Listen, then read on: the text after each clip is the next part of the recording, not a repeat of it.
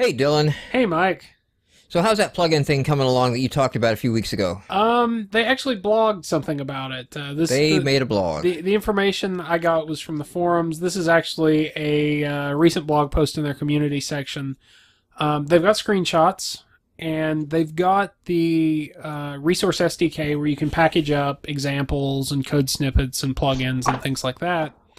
So, all right, we've got all the a resource, the SDK, we've got screenshots, got some help, how-to, start information. What the hell are we talking about for somebody who just tuned in? So basically, it's a system in Sunburn that will allow you to package up these things, code snippets, examples, code snippets, and plugins and things like that. There's a Visual Studio plugin where you can add and remove these things from your project. And they said that there is going to be that they don't have it now. They didn't have screenshots of it in the blog post, but a section where you can browse and upload and download those things. So say I go off and make a kick-ass perf analyzer plugin. I can now choose to share that. Not only can I plug that into my existing Sunburn game engine, but then I can go on the community and share that with the other developers, co-collaborate, and then anybody that comes along can grab and download that as part of the community. Right. But that part's not up just yet, right? That's what's coming. Don't believe so. I think they said they have a preview out. They have a preview. You can grab the SDK and start writing your own plugins. And nothing that says you have to give away your plugin either. If your plugin's kind of specific, you can do that. But let's say you're building a very specific kind of game, and you need this magic bit of work to happen on the level editor to make things render appropriately in game, or place them, or script these objects. And you write a tool so your designers can, build a level with the AI. Now you can write this plugin to bridge basically your level editor into the Sunburn editor, and I would assume I don't know extend it into your larger tool set. I don't know how in depth the plugin or the resource SDK goes. Like, I don't know exactly what types you could and couldn't, but the idea is that you can share code. The example that they had gone back to was the post-processor effects. So you could bring in your own effects much easier and use them within the engine. You always, of course, have the option, because it's Sunburn gaming engine, and you choose how much that integrates into your XNA game code. You could always do your own effects and just handle your own processing on some bit yourself. But you could pull this keeps it like all that, nice, one nice ecosystem. And also makes it bundleable and portable with your own games, or even up on the internet and then share it with other developers. As far as like a level editor, like you're saying, I don't know whether or not it goes to that extent, but yes, bits that you would use in game, from what I understand, you could use, or you could package up. All right, so that is the Sunburn game engine, and it is available from Synapse.com. SynapseGaming.com. SynapseGaming.com. Thank you. It felt wrong. It did. Honestly, I said it, and it kind of like, that feels wrong. And I should have had the web page. I apologize. I normally get the web page up, and I'm like, just so you can look at no net. I'm going to go with no net this time, and I fell. And that's what happened. No net. I thought you meant like the internet, but you also meant safety net. Yeah. I meant safety net. Yeah. That's Nothing but net. Okay. He's on fire. McDonald's. I don't know. What? No. We should actually get into the We should start the show now. Hey, everyone. Welcome to the GameMarx podcast. Joining me is, of course, Dylan. Hi. And Cicely. Hola. And then we have Alex from... Hey. What was your game studio again? Apathy Works. That's what it is. Yep. Apathy Works. Apathy Works. So is that a little double entendre happening in there? Is that... Oh, I lost track at this point. It's more like a triple entendre. I guess let's just call it irony now, because I spend way too much time doing this. And that works for you? It does indeed. It keeps me sane. All right. So your most recent title... Yeah, I was going to say Cthulhu Saves the World because I wrote down the acronym. Your most recent title, Cute Things Dying Violently, Yes. has done respectably well. Yes. Yeah, it's actually sold 15,000 copies so far and still climbing. So I'm pretty happy. That congratulations. I think that is very, very good. Um, Thanks. I think we probably, I didn't get to fire up. I wanted to fire up the video before we in there. I'm gonna say we complained about the controls. Yeah. We do that a lot Yeah, on a lot of that's games. everything. It's like a safe play. Did we complain about title safe? Title safe. No, it No? wasn't title safe. I had, Okay. I had a strict Regulations. percent Did, rule. did we complain about being able to pass the controller among ourselves? No, I think it was mostly just about the controls and you guys seem to have issues with like figuring out the angles and the velocity and stuff like that. And it's interesting. I ran into another game. We were at our game club meeting, or our weekly game club meeting, where we have some students and stuff come in, and we try to help them write games. Although we're in no way qualified to run this, but we do. And what were we looking at? Was it Game Maker that we were looking at that had the HTML5? I think so. I know you. Or maybe it was the one before Game Maker. I Game was looking at. Salad. Was it Game Salad that had? I know you picked up one of the demos from that, and you were just like, I can't. Well, it was a game. There was the first game that was like two broke girls, and it was That was Game Salad. that was Game Salad. And then there was the Space Panda or whatever. Then there was Space Panda, but there was another game that I came across that actually had the same angle launch mechanic as Cute Things Dying Violently, and I was like, oh, okay. And One of your little kids ripped me off. I'm going to sue the hell out of them. So it had That's the spirit. it had a circle. So you had the little area that you launch, and Yeah. when you pulled back for and this was the mouse, so you click and drag back for the strength, the velocity, and then of course swiveled around on the opposite side to aim it, and then let go. When you did that, it left a silhouette of that last shot. Mm-hmm. And I don't remember if that was in Cute Things Dying Violently or not, or did they get added? No, it got added because I think like the biggest problem I've probably had in the past a problem, not necessarily the biggest one that I've had in the past, is that I get too good at playing my own games, especially when the development process drags on. So not everyone kind of had the, damn near autistic level of, spatial comprehension I had at that point. So I added two tools in the most recent patch that came out in September. One for seeing a ghost of your last shot. It shows you where the critter or the object bounced, and it also shows you what angle your target was at and what power you flicked it at. And there's also a limited preview tool, so you could put up an arc like on those like Yahoo pool tables and stuff like that, and see how it'll bounce for I think 2 seconds. Okay. Now, and I think we probably mentioned this in the video. Have you looked at taking it to mobile touchscreen devices? Yeah, I have. I've been talking with a couple of people just on like the outside about looking at this and seeing what it would take. But actually, my far bigger priority is getting it onto PC first. So when you're going PC, what's the plan there? Or I think I saw on your blog you mentioned Indie City. Yeah. Still XNA, go on Indie City with it? Yeah, Indie City. I approached them. They were doing just kind of like a shout out, like, "Hey, are you interested?" And I approached them and pitched it, and they hooked me up pretty quickly. And I also got pitched by Lee Vermeulen. I'm butchering his last name. He's the guy that runs Indiana. He made Capsized. Mm-hmm. Yeah, he came to me before Indievania was properly announced, and so I'm going to bring it to that as well. All right. Any plans? Are you shopping around? Are you shooting big? Like I'm sending a video over to Steam. Yeah, I was actually soliciting advice from. Funny you said Cthulhu, because I was talking with Robert Boyd a couple of weeks ago, and I also talked with Luke Schneider, the guy that does the Radiant Games series. Yeah, and I asked for advice on that, and Robert said you could pitch them right now. They will actually give you advice if it looks promising, but it's not quite there yet. But he said that I think the biggest obstacle was that Steam doesn't have $1 games. Oh, so they don't.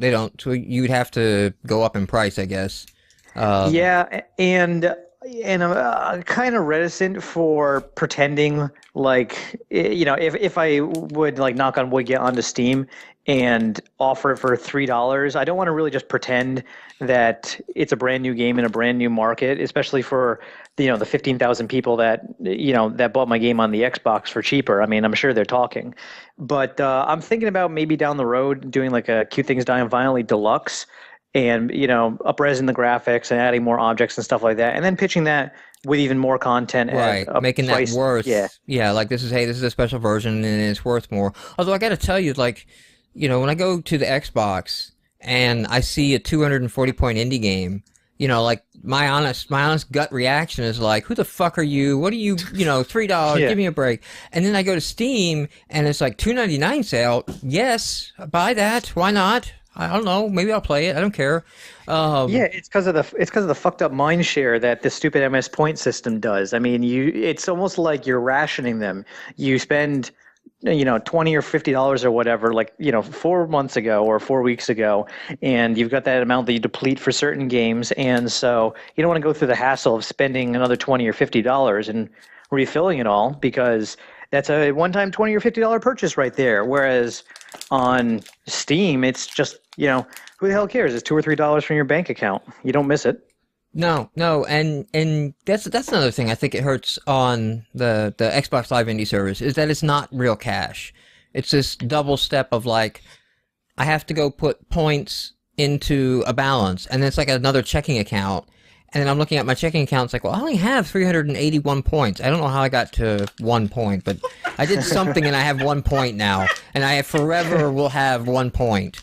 And so I'm looking at my account and there's 381 points in it, and I'm like, you want 240? All I got left is 381. Then I have to go, and I don't want to buy the points online from Microsoft because that's the most expensive way to get it. So I have to find some point card site or something that'll send me a code to get it and go through that. And it's like, I don't want to bother. If it was just straight cash, none of that comes into play.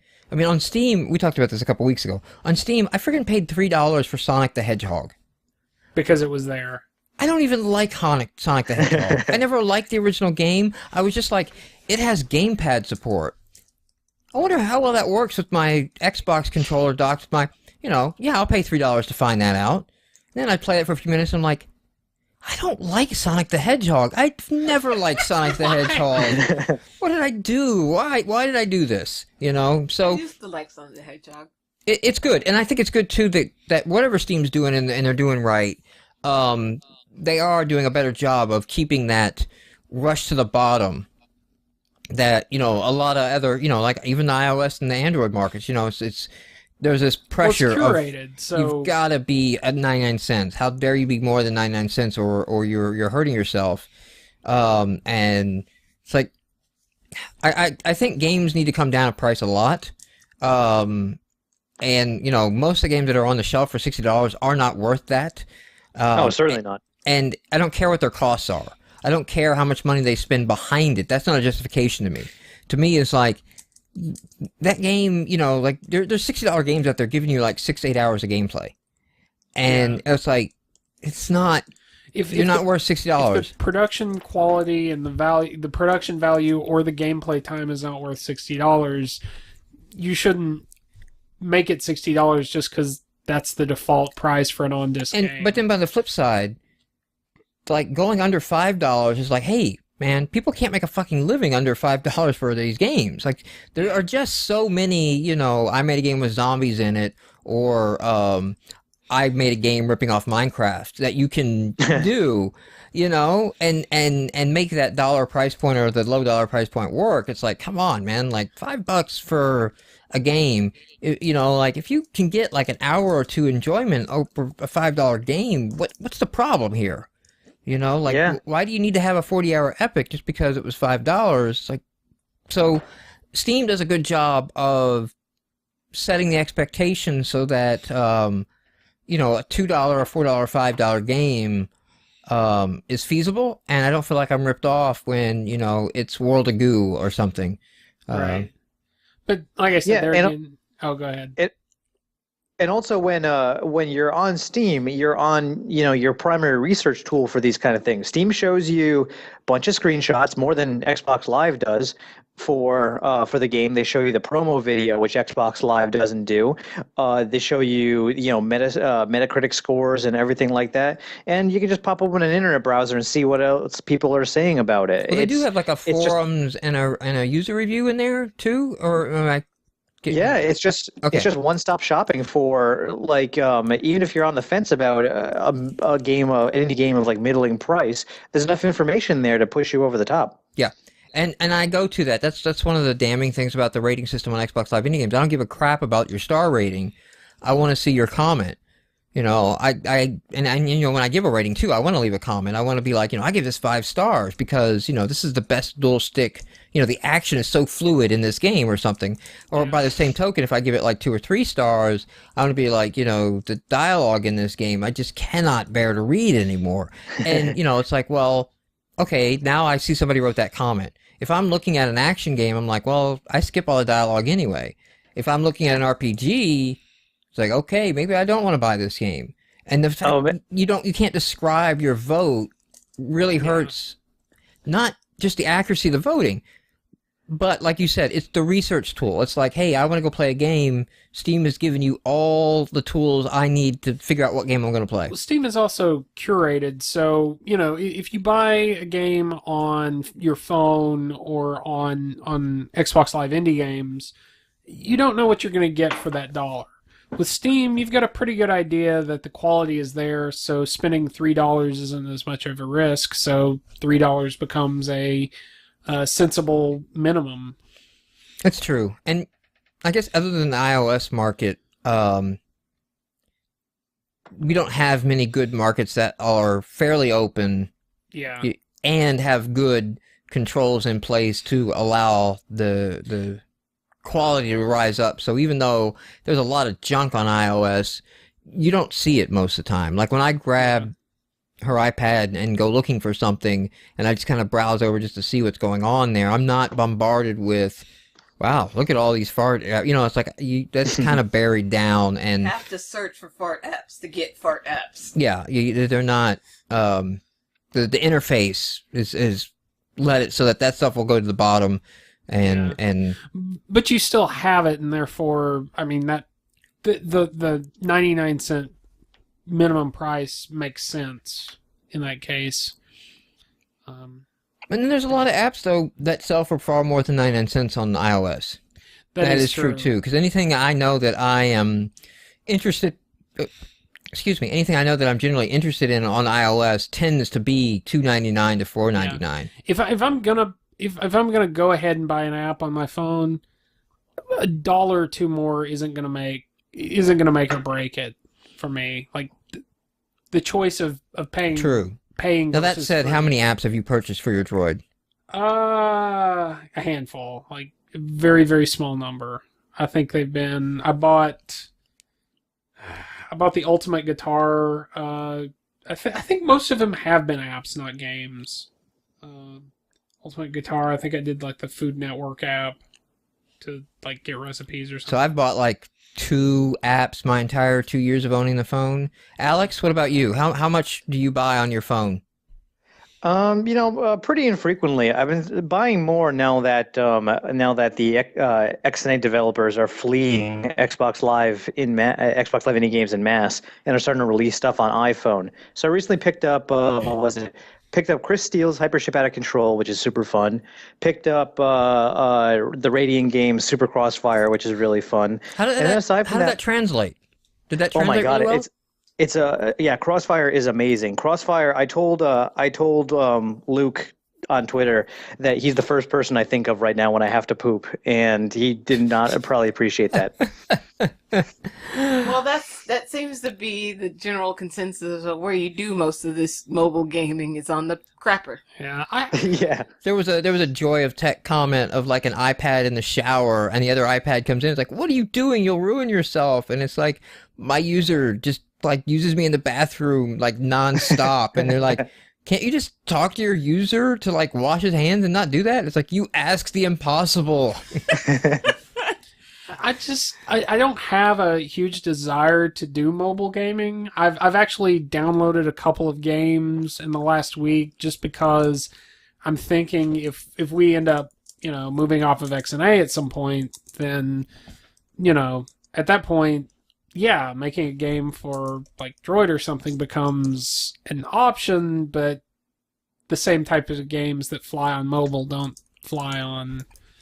Yeah. So yeah, everyone's been giving me shit, including you, to get Cute Things onto mobile.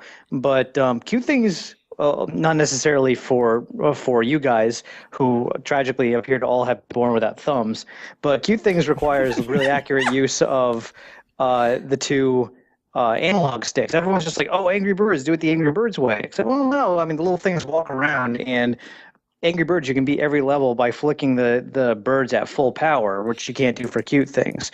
So you got to think long and hard about, how your interface, especially how your input, transfers over. A lot of the stuff like menus become easier and stuff like that, but actually controlling it is your number one concern. Yeah. So, yeah, that's all right. That's pretty good. And so it's coming to PC. Did fairly well. Xbox Live Indie Games. And you had one other title too, right? You had a educational game. Yes, I had an educational geography quiz game called Around the World. Oh, you have the greatest postmortem talking about this game. Oh, you read my Jesus Christ! You read my postmortem? Yeah, He yeah. reads. Slow work day, man. All over your site. It's research. Thank you for doing research on me. Out of curiosity, did you read the Cute Things one too? So I read and then started going like, man, yeah, I even got to the point at the bottom and I was like, yeah, dude, that was like 14 pages in OpenOffice or 19 or whatever you said at the bottom. Yeah, 15. I think I was reading and then I started skipping for any interesting paragraphs and then of course I obsessed and stopped and go like, oh wait, he's talking about reviewers in quotes. Let me read this intently. And then I saw the little bit where you crossed out a bit with the reviewers and the controls and said there was actually a bug. And then I was like, yeah. So I don't know that I could say we experienced a bug. I don't think we ran into any of that. I don't think so. What? I don't Well, that's neither here nor there. I just only brought up the postmortems because Around the World was almost entirely just. I mean, I do like geography and I do like travel and stuff like that, but it was basically a game I made to teach myself X and A. Everything that, and the reason I wrote such a goddamn long postmortem is that everything you see there with Around the World was just research for making a game like Cute Things. Yeah, and you got that on there, and I thought that was it was great, basically, of like and then I kind of realized, and maybe this was in the Cute Things, like I realized I wrote an educational game for the Xbox, and there's no audience for that, Yeah, Like a puzzle and game. Cute Things outsold Around the World on its first day, and Around the World had been out for a year and a half at that point. So I mean, because our tale with Inkablock, we did a horrible, we did a board game for Xbox, and it's like again, there's no interest. We didn't even have downloads. Like it's just not an interesting premise or concept. And then we had some control issues. I definitely, we were talking before the show. You were talking about you've been playing some Battlefield 3, and I'm not a first person shooter gamer. Like the ones I like to play are like Gears of War. I like Gears of War because it kind of has a story and all that. I don't like Modern Warfare. I don't like Battlefield. I liked, what was it, Bad Company? Yes. I love Bad Company. But then they, like, got away from the guys. And, like, no, I like walking around and hearing the guys talk. I don't care about any of this other realistic shooting or anything. Screw that. Yeah. But I swapped. And I made this decision late in our design phase. And this is probably like to what you were talking about, like you're just so damn close to the game, you make bad decisions now. And what it was is you could hold a button and see the height map that you were allowed to place the blocks on. And it's like, I want to hold the button and take a look around the map, right? So I was like, I can't do that because my camera stick is my right stick. And my right thumb also presses the button. So I can't do both of these. So let me put the camera stick on the left stick and the movement stick on the right stick, and that way I can hold the button and I can move around the map. Every frickin' reviewer either said that the sticks were backwards or were frustrating. And it was because I violated like the first person shooter standard. To be fair, I think I think that probably made a difference, but not as much as the fact that it's basically an open-ended sort of board game. Not, completely open-ended, but when you start it up, it's not granted, like... we didn't get a lot of trials. I think actually little things like that can hurt you more than you want to believe.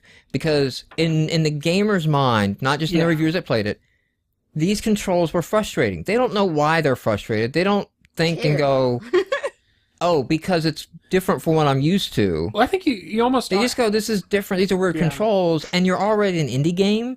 So you're already, like... you're probably shit anyway. I downloaded this indie game. It's probably shit because it's an indie game. Oh, look, these controls are funky, and it's done. I feel like you especially because, like I said, I downloaded a couple of, tablet games just to kind of see what, like, a role-playing game or a Zelda-like adventure game would do. And, there's some of them that use, like, tap to move, or there's some of them that have the virtualized D-pad. And going through that, I noticed that, well, in some cases I like tap to move, in some cases I like the virtualized D-pad. It almost seems like when you're building a game, you have to step back and go, let's make this into an option. Don't overload people with options, but realize that there may be more than one way to do it. So... Yeah. I had some people giving me grief about they didn't understand the slingshot motion in my game. They didn't understand the whole pull back to fire it thing. So I took a little bit of advice and just threw in an inverse option. I haven't heard Jack about it since then, but maybe it's like, that dog isn't barking for a good reason. True. Yeah. So, and that's always a difficult path to walk too, because you don't want to give too many options. No. I know there's several videos of ours where we've lambasted a developer for a wall of text. A wall of text and an insane number of options of like, dude, I just want to dive into the game, man. Like you're making me read a game manual, and I just want to start playing.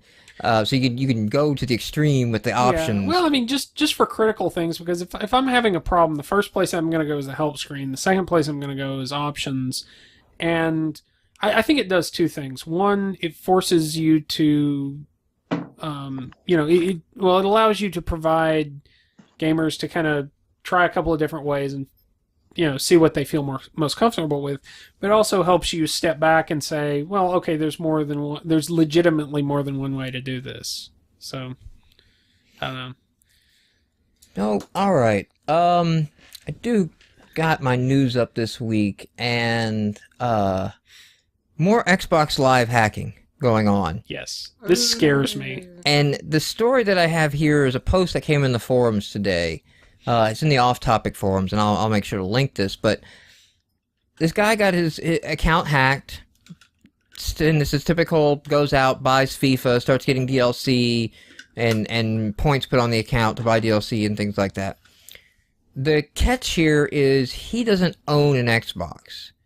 The only reason he has a quote-unquote live account is because he does Windows Phone development. So he's doing the Windows Phone stuff. He doesn't actually have the Xbox, and his account got hit. And the post actually is quite interesting to read because he calls up Xbox support, and at one point the guy tells him, it's like, well, we can't refund anything until you tell us what your console is. You need to set your console in your profile. And he's like, I don't fucking own an Xbox, dude. You need to refund my money. And then the refund shows up, even though the guy on the phone tells him they can't do anything for him. Then he checks his account and there's a refund there. So apparently that guy, the support guy, was an idiot in that case, saying that, because they obviously did refund the guy, and of course they're doing the freeze the account now and the investigate. But this ties in a little bit to the fear that we talked about, and we talked about this a couple times before, and we're in like the third or fourth week now of this being happening with the same FIFA, like the same end result for the hacker. But it tapped into some of those fears of it's not an Xbox issue. It's a Windows Live account issue. And anything, if you have a live account, which you have Hotmail, do you Windows Azure, the MSDN, like any Microsoft service will use live accounts. And this is what I pointed out earlier, like the scary thing about this unified login is it only takes like the BizSpark site to have the issue that can allow the hacking to, like all it takes is one misimplemented version of, Passport. Well, I know, and this is completely anecdotal, but I know I've known a lot of people who've had, not a whole lot, but like at least 2 or 3 people who've had their Hotmail accounts hacked. Don't think I've had as many people who've had like their Yahoo or Gmail accounts hacked. Again, Sarah Palin. Well, yeah, that's a good example. But no, I mean by like someone, that was obviously politically motivated. But I mean just like out of nowhere had their Hotmail accounts hacked. Was Sarah Palin on Yahoo? Yeah, she was on Yahoo, wasn't she? Yeah, I believe so. But and the little fucker that did it was in your neck of the woods too. Yes, he was. That's right. I do remember that. Yeah, that was a big deal. But he was in the wrong color state to be hacking a Republican email account. But I don't know. I don't know if there's something going on there. I don't know if it's just easy to brute force those or what. But I do kind of wonder if it's something like that. Like it's not Xbox Live per se, but it is a Microsoft thing, and that is scary. And and Jim Perry MVP got hit on it, and because I was wondering, like, is there a coinciding phishing scam going on with it? And it's like that. But some of the people that have said they've been hacked now, like, I generally wouldn't expect them to fall for a phishing scam. Then again, the Live ID stuff is pretty ubiquitous, so yeah, it's out, it's everywhere. But the trouble is that Microsoft is denying it to the level that they're denying it. Like there's nothing going on, and it's like, but everybody hacks the account, buys points, buys FIFA, buys DLC to trade these card games. Like there's a specific motive and pattern to all of these. So this isn't just a random like, oh, this guy lost his password, this guy lost his password. They should have a team of people on this specific issue, and I mean they should have IP addresses. And I don't doubt that they don't have a team of people on this issue. What I think they're doing is covering for EA. Oh. Because it's an EA FIFA game in the common denominator, and you know how EA wants to link your profiles now all the time. It could be EA's This would be a good way for Microsoft to bully them out of doing that ever again, but yeah, Microsoft, they're probably getting kickback from just letting them do it. They get kickbacks. They don't, I mean, they charge an insane amount for the advertising and the stuff on the games. Yeah. Microsoft helps them charge $60 a game. Microsoft, limits the exposure, the indie games have, and they limit the price ranges that even arcade titles could be at, to keep to make sure that, like, hey, every game you put out, we're gonna make sure, you get your $60, game, and we'll help keep that as the minimum, artificially, through that. So it's just, a case where they're protecting for their partners. And you know what? I mean, they've done this with the Windows Phone 7. They should have come out and said, it's fucking AT&T, guys. AT&T is not installing the update. We've given AT&T the update. We gave them the beta versions. We gave them the preview versions. We gave them the pre-release builds. We offered to come down there. I told them, I'm like, hey, Balmer will come down with his laptop and show you what you need to see. And they're still just being dicks about slow rolling the update. And it's like, no, guys, you need to just point the finger and let people know, hey, it's AT&T. Verizon's updating the phones. Not saying you may want to get a Verizon phone next time. We're just saying who's doing the updates, Well, I mean, it happened the same way with iOS. Like, everyone, as soon as Verizon started offering iPhones, people jump ship. So might be a good time to get your iPhone on AT&T, actually. Yeah. It's like, hey, the network all of a sudden is quite zippy and speedy because everyone left. But yeah, I'm still on it. I actually got my AT&T iPhone that I'm talking to you guys on. So, AT&T. The frustrating thing about the hacking is you look at, and everyone hated PSN pulling down the service for however long they pulled it down. I didn't give a fuck because I've never logged in. I know, but I think that was a really responsible thing to do because that's how you handle that's how you respond to a widespread. Mine only does like desk that. collection. I know. It's on top of I our don't even own a PS2 now. PS3. But I thought that was a really responsible way of handling it. Then again, I think they only had a very limited, like, no, this was how they got hacked. It wasn't like something. Yeah, they had a security breach though. I mean, they had a full-on credit card numbers are out. One thing thankfully from it, I get the little email. I got my little email today, like, hey, we checked your, because you got the free all audit protection. Yeah, and then it's like, hey, we did a surface and you're all good right now. It would be ironic. I don't know if that's the hipster ironic definition or if somebody's going to run off and that's not irony. Fuck you. And to that I say, go look in the dictionary and see that there's two definitions to the word ironic. That if my PS3 free security audit protection saves my ass from getting my Xbox Live Gold account hacked, for that. The other thing, because Microsoft just can't fuck up on one front. Downloads have pretty much not worked all week for indie games. New games go up, and it seems like they take a day or two before people report that they're starting able to download them. Suddenly, I wished I had not waited until Thursday to start playing through the new releases because you do, because I downloaded the first 5 when they came out, and that was fine. That was before all the issues came, and then I downloaded the next 9.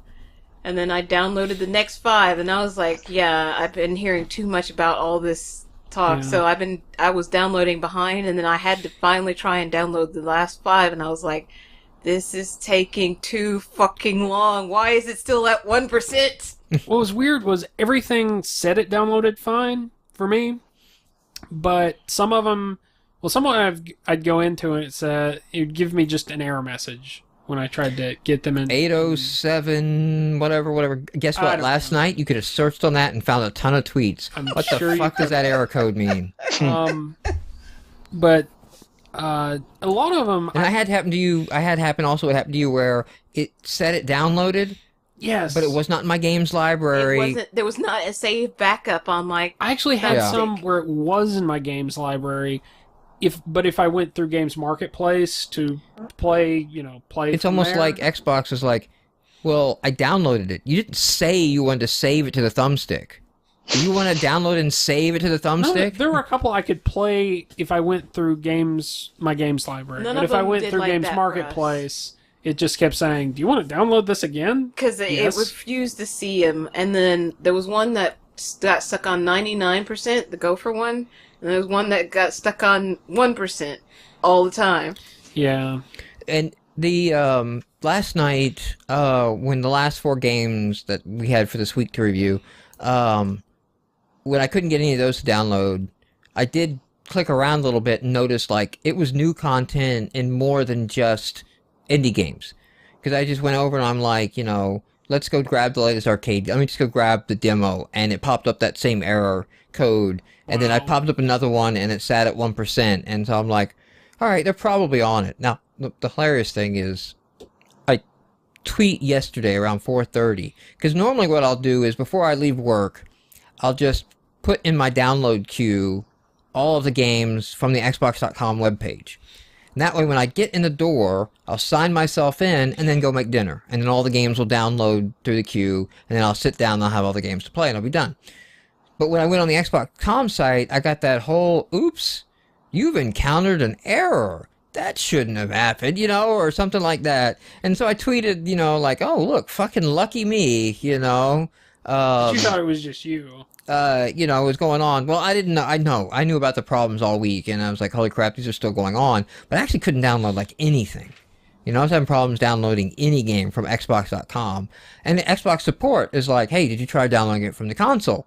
It's like, well, I don't have a console right now, nearby to even test, but, I got like 24 games to download, and downloading on the console is a slow pain in the ass, but I said PITA. Oh, yeah, all cap acronym. All cap acronym. And the Xbox support guy goes, PITA question mark? And I was like, I'll let you Bing that one, Like, how do you not know PITA and your job is to read tweets? Like that's At the very least, you are acquainted with the concept of a search engine. Yeah, and I was like, ask the guy next to you working tech support, because it probably said like, you dude, you are a pain in the ass, and I have to constantly explain this thing to.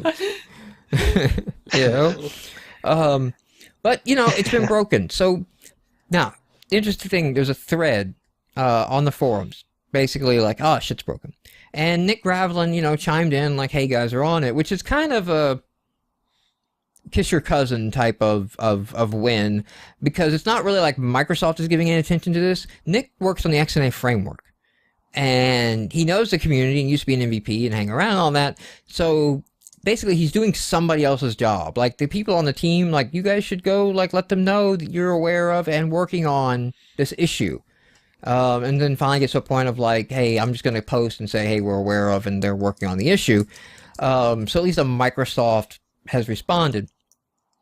But in this thread, there's a developer that pulled his game as soon as the problems were discovered. And this was back early in the week when they were white box art. So even the box art wasn't up.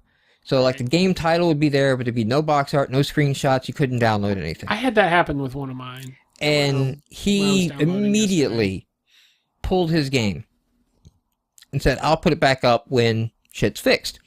And somebody went like, no, it doesn't work that way, dude. Like, your game's been released now. So you pulled it, it won't be available to purchase, but when you put it back up, it won't go into number 1 on the new releases. It's going to go in like number 38, 54, wherever it should have been had you left it up. So he just screwed himself, and he's like, no, I'm going to release this as a new project. Okay? And then they're like, no, you can't game the system. That's gaming the system, that's against the rules. And he quotes the rule, and the rule says something of like, hey, you can't use the rename project to avoid the 7-day fail penalty, and that you can't release the same game under a different name, basically. And he's like, neither of which I'm doing. He says like, I'm not doing either one of those. I am waiting my 7 days for my voluntary pool, but nobody can buy it. My game was never on the system, so I'm not re-releasing anything. I can go to sales for a week now, although who knows whether sales data is working. Nobody's bought, nobody's downloaded, nothing on my game. It's gone. And he is attempting to put this up. Now, I'm curious to know if he's going to do it. I'm curious to know if he's going to go through. He is saying he's going to wait 7 days. Developers have said, hey, I'm going to fail you. Other developers said, like, hey, no, I'll pass you, because you're right. And it's interesting. He's in this weird case, because it's happened in the past where during a freeze that some developers, they got their stuff on, but then they showed up way down the list and then wanted to figure out, like, hey, I missed my new release window.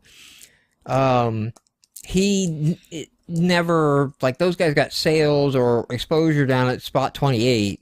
Yeah. That would be abandoned. Like if somebody went for an update or something like that, those gamers would never get the update. So he doesn't have that case, so it is kind of a unique circumstance. And I think I definitely will, at least, if anything, put up a news post on GameMarx of what the outcome is.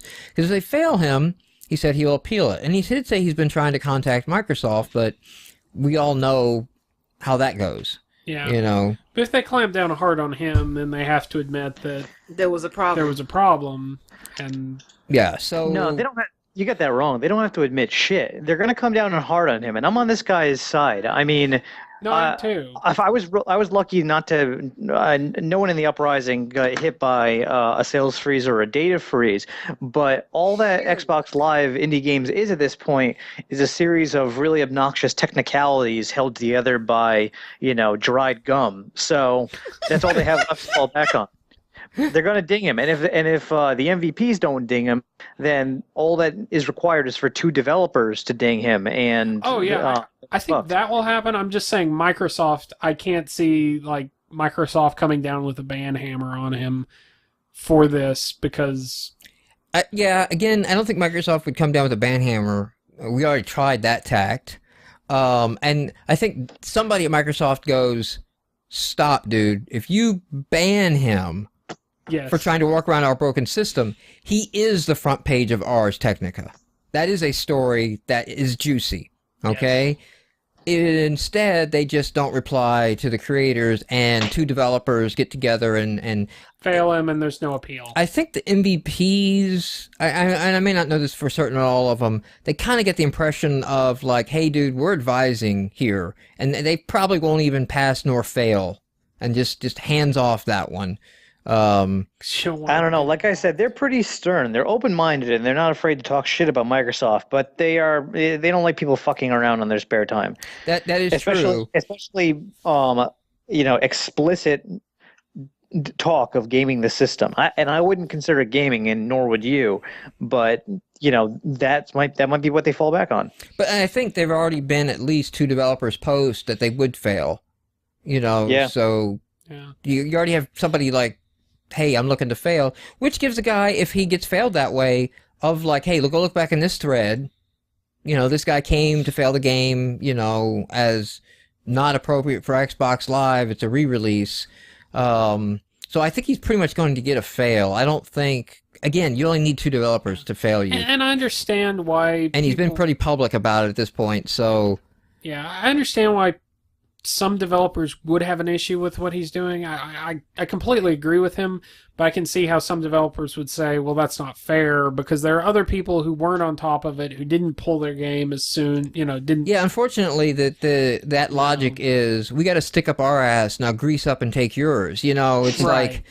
it's like, no, wait a minute, it's broken, guys, it's wrong, and I think in his case, I mean, it technically isn't fair to those who came right before this was really a known issue, but what it does for...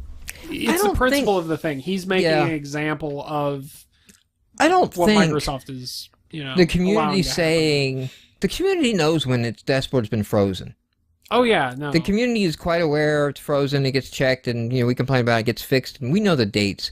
And I really don't think there is a problem saying, on the community side, we're not going to fail a re-release game if you were released into a freeze, so you can have your shot at the new dashboard, especially in the era of being able to pick your publishing dates and everything. Because, I mean, the argument is like, now there's just going to be this flood of games, and the guys who are releasing then will know. There was a flood of games last week. I mean, yeah, first of all, there was a flood of games right in the middle of a freaking freeze. In the broken dashboard. Yeah, 24 games this week is what we had. Yes. Yeah. Jesus. That is an insane. That week. happens. So that's going on anyway, but. Everybody should be submitting their game right now with the option to publish their game. Even if you're not going to wait a few weeks and try to drum up sales press, just so like you can get through, pass peer review, go to the dashboard, check the forums, everything is working, I'm going to hit publish. And so... And then pray. Everybody who's releasing games... Everybody who's releasing games now... could say, all right, well, I'm going in there and I'm going to wait to click publish. Oh, so there was a bunch of games get caught in this freeze that are going to republish. I will choose to wait until they get their games through and I'll go ahead and... Or you know what? I bet you most people won't give a crap because most people still leave it on the auto-publish. Yeah. But I think a lot of them will, there'll be a glut and then it'll kind of trickle off. And that's the time to release it. But we get, like we said, we get gluts on the service anyway. Right after Dream Build Play announces the finalist, we get a glut. In the middle of the uprising, people were shitting out games left and right. I don't know if it's a coincidence or not. But... You don't have to tell us. Yeah, that's an interesting term to use. No, it was shitting out. I like that term, sir. And, I think... I'm trademarking some of the games, yes. I think some of, some of the comments and things like that may have made it to video on some of the games that we did review in that period, yours included. Like, you can only play so many of these shit games before, just... It takes the entire crowd. It's taking it all out of you. Like, you don't have the will to live anymore, and... Oh, man, the week I was at Dragon Con... What the fuck? This game used a green pixel? There's green pixels in this game. I'm so goddamn sick of green pixels in games. When will fucking developers realize, There are two other colors. There are two other colors, and mix the fuckers, yeah. So, you can get quite punchy by the end of a week. By the way, my mom is listening. That was my mistake, actually retweeting your tweets, and she's asked me to stop swearing. So Sorry, you guys Mom. you guys knock yourselves out. I'm gonna do a dice toss here or a coin flip and figure out whether or not I'm gonna still continue swearing. Roll I think I will. D20. Roll D20. So I feel you. My mom, she's not on tonight, is she? Nope. She has been on like the last 2-3 nights. She was on the week that you guys were gone, and or no, she was listening with me with you the night that Charlie and John you guys sat were running in, and yeah. And they said things. Oh yeah, they got like you should defend your wife's honor. I really think, like, step up, be a man. I have wonderful boobies. I don't. That's what they said. And that was how much have you been drinking? I don't think that was worse. I don't even think that was when I'm not finished with this bottle quite yet. or maybe that was when I let them know she was listening, because not of where they were at, but where they were going. I'm like, see, like, and this is the South. You can not only defend your wife's honor, but you can do so like drunk and with. I've got a gun. something better. Do you know what I've got? What do you have? I have the latest for today's gaming brony, who may or may not have been on that podcast and may or may not have been saying this shit, but he was in both instances. He was, and he is. There is My Little Pony fighting game. What did he say? Go to MLP. Go hit YouTube for MLP Fighting is Magic. This is straight up Street Fighter with My Little Ponies, and this is a real thing. This is Two colors of Applejack. What was sad? What was a sad moment is I came over to show this to Cicely, and I like, look what the fuck the internet has done. And her comment was, Applejack wouldn't make those moves. Those moves belong to Purple fucking Pony, or whatever the hell the other one is. I don't even know what the other pony was. But it was like, that is the wrong move set for that pony. I thought it was Applejack and Butterscotch. And I thought, but it was color swap for Applejack. You're not helping your case. Here's the thing, though. You could hold up an iPad saying, "Look what the internet has done from now until forever," and you would still not exhaust every horrible thing the internet has done. It's like some fucked up. Okay, I guess I made my decision. I said fuck. It's like some messed up Rule 34. It's gonna be like Rule 36 now. It's not even about slash fiction or sex. It's about My Little Ponies. When in doubt, there's My Little Ponies of it. Because of Charlie and the Bronies, like, they have pushed a joke to a meme to a genre now, and this is a real game. Like, some guy is willing to risk an IP infringement lawsuit from Mattel. Mattel owns My Little Pony, right? They are some sue-happy motherfuckers. Well, Hasbro and Mattel have been fighting it out for years. Have they? Really? It's between those two? Yes. That's weird. I don't know. One gets the horse's ass, the other one gets the front. I don't know. I wasn't sure. Like, how did that happen? Was My Little Pony a show? Like, it wasn't like Transformers, where it was like, no, the show is to sell toys. Well, it was to sell toys, but the toy company didn't own it. I forget which one, whether Hasbro or Mattel, whichever one owned it first, lost the rights in the U.S., and so they only had the second generation overseas. We have I'm kind of shocked that you know boxes. We have boxes in the garage of ponies by generation. These ponies are organized by generation. All right. You're Magic like Chad's the Gathering. I only have first and third, which were the only ones sold in the U.S. Chad is the Transformers person, and you are the My Little Pony, and your fandom is the same. It is obsessive. It has a strange level of knowledge that one should not Magic the Gathering people look at this and go, that's fucked up. I think this is just taking a dark and disturbing turn, personally. No, a bright and butt-stamped turn. But, you know what? Stamp? It looks like a decent fighting. That's what they are. They're butt stamps. No, but I want to make it a verb. I will say the game does look like to be a decent gaming play, and I have 3 daughters, so I can play it with no excuses. I mean, like, 3 daughters, man. $3 and an obsessed bonding wife. This is like that Penny Arcade comic like a week or so ago, where they were like, I'm going to Toys R Us to buy this new toy, and I'm going to say it's for my son. It's like, that's a great excuse. It's like the best ever. That is the best excuse. That is the only excuse. It's like, hey, we need to Netflix, Ren and Stimpy. The girls need to see Ren and Stimpy. Do not show your girls Ren and Stimpy. I'm still damaged for life from Ren seeing and that. Stimpy.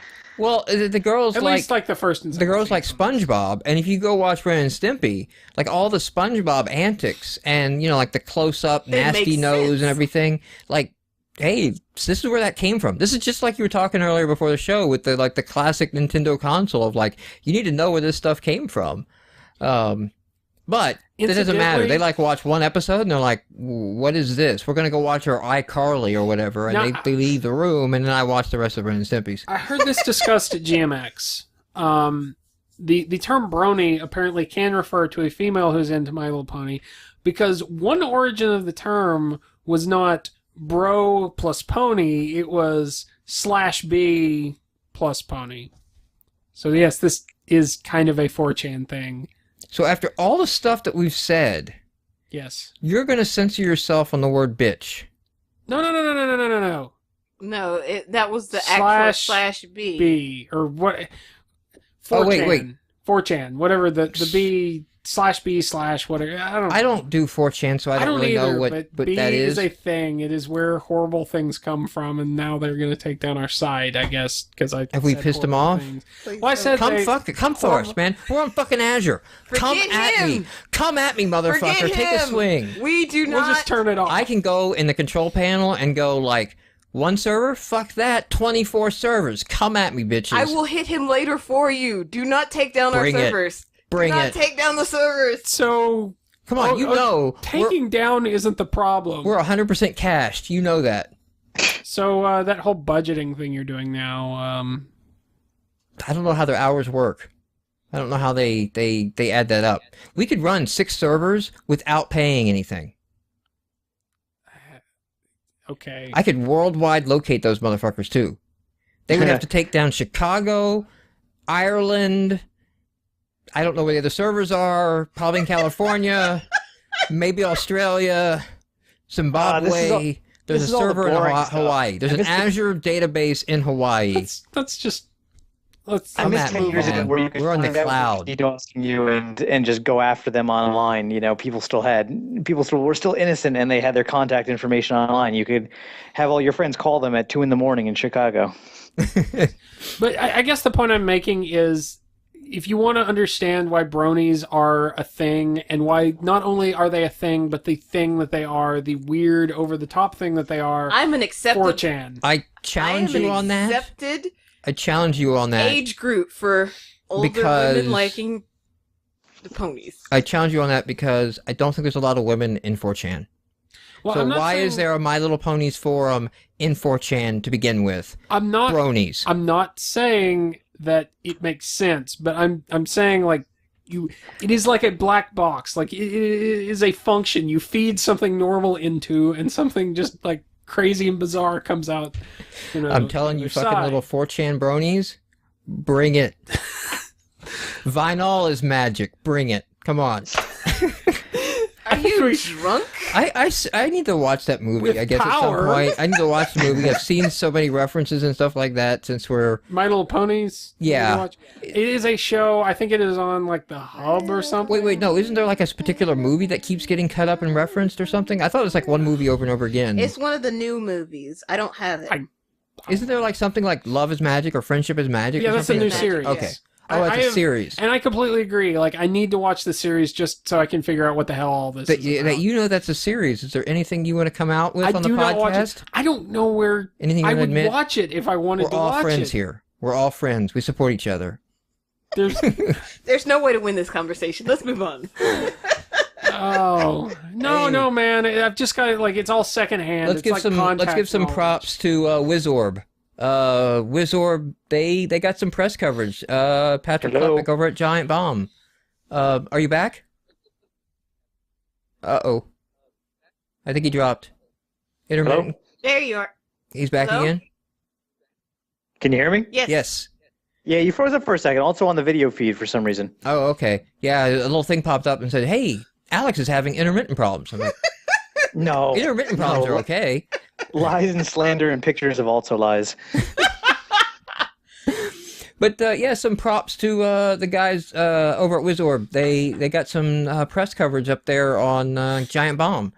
So Yeah, they also got a shout out from Tycho at Penny Arcade. Oh, did they? Oh, awesome. Yeah. Fucking jealous about that. They had one of those game ideas that, like, in retrospect, you kick yourself of like, fuck, why didn't I think of that?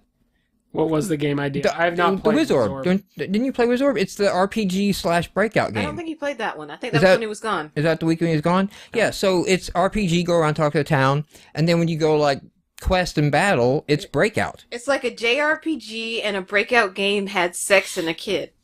Can you have just a said retarded little kid? flipper baby? No. Do we have to have the image? Yes. Oh god. Use the paddle, baby.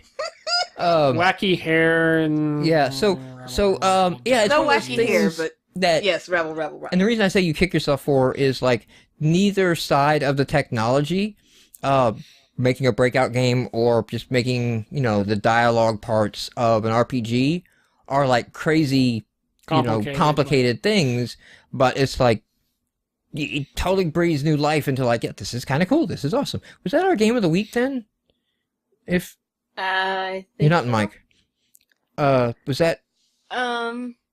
It was yes, it was because because that was the one that Steggs was mad at me because I didn't pick it. Oh, was this your week? This is the week where I was the only one who had played anything. The only one that had played the game? No, because I had played Wizorb. No, you played Wizorb after everything. Oh, we played Wizorb on the videos. Uh-huh. We played Wizorb on the videos. That's right. Yeah. So you picked your crap. You picked some. I picked an RPG. Yeah, that week. I thought it was between RPG and Mega Man clone, and I picked RPG. I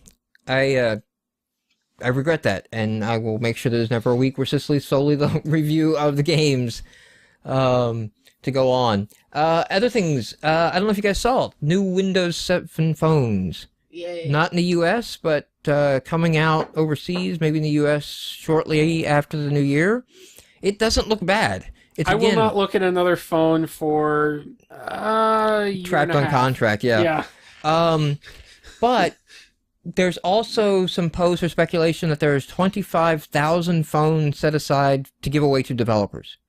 Really? What? Yes. So I immediately sent everybody I knew at Microsoft going like, I do have an App Hub account. Already got that part taken care of. I'm sorry for everything bad I've said about. Yeah. They're being reserved in America for developers or in Europe? Well, that was the question I sent in and I asked. I said, hey, because the phones are coming out overseas, these new models of the phones, and they haven't explicitly said that they're coming out in the States as well. It may just be working out like a carrier agreement, like figuring out like, okay, is this going to go Verizon or AT&T? And then Verizon or AT&T want to make the announcement or something. So, like Netherlands and England and okay, so Europe, everywhere else. Oh, everywhere else. And I mean, they look pretty slick. I don't deny that they don't have that. They have that nice, like the Zune HD kind of. Do they have like a half screen?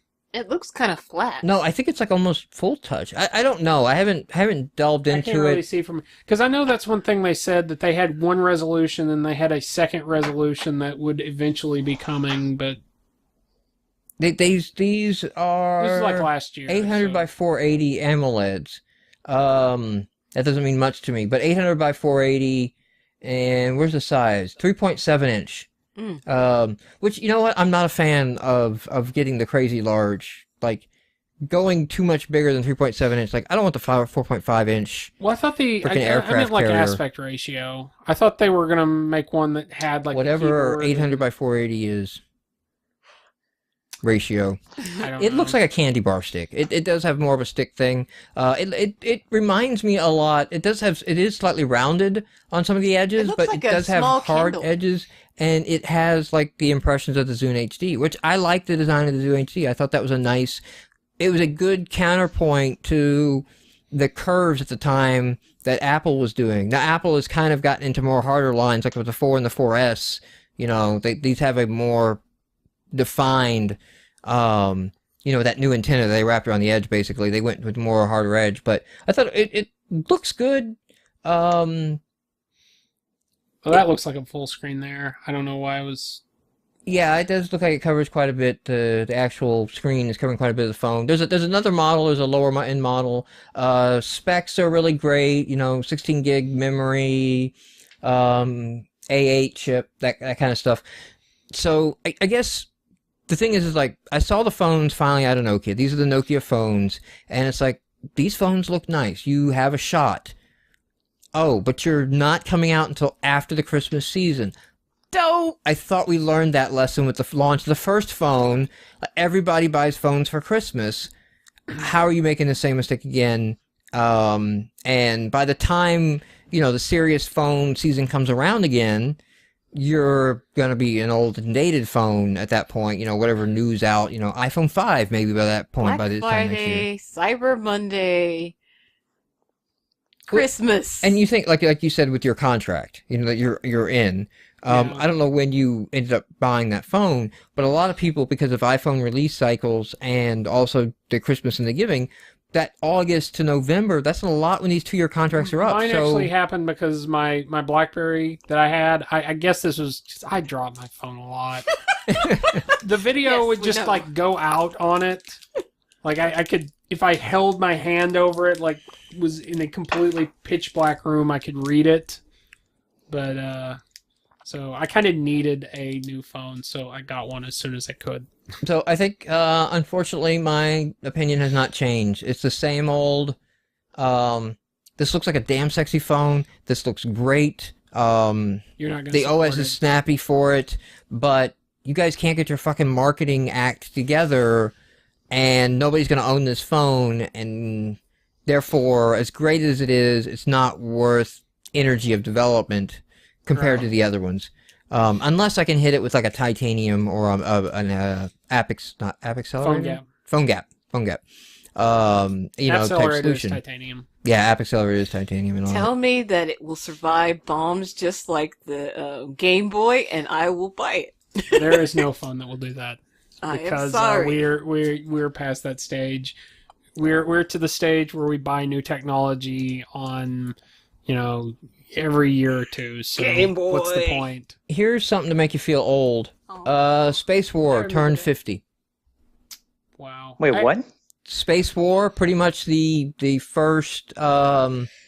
It's billed as like the first 2D shooter. 2D shooter, but really, I mean, it's written on a PDP-1. It's Space War. It's the classic game that they put on the mainframes when they got the mainframes. It's really like the dawn of computer gaming. Computer gaming just hit 50. It is 50 years. Look at the current state of games and go like, oh, this is what we've done in 50 years. This is the state of games. Actually, I read pretty good, considering. I just wrapped up reading The Art of Game Design, The Art of Computer Game Design, which was written in 1980. And then I read it because I read A Theory of Fun, which is an excellent book, and he had a lot of references in his book back to this book. So I was like, oh, it's like $1.99 on Kindle. And, I love my Kindle, and it's like, yes, give me this book right now, and I will read it. Future. I'm living in the future, I named my Kindle Don't Panic. I mean, that's what I did, Man, I wish I'd thought of that. Damn it. So the author, though, updated his book for 2011. Now, he didn't go back and rewrite the book. What he did is, each chapter, he has an addendum. And then goes like, oh, you know what? This has changed, and that you don't have to do anymore. But these principles still hold true. Or like, oh, I totally fucking missed that one, man. That's not even a thing anymore. Nobody does anything with that. I mean, the time he's writing this book, like Tempest is new, Pac-Man is dominating. Like that's when he's writing a book on game design.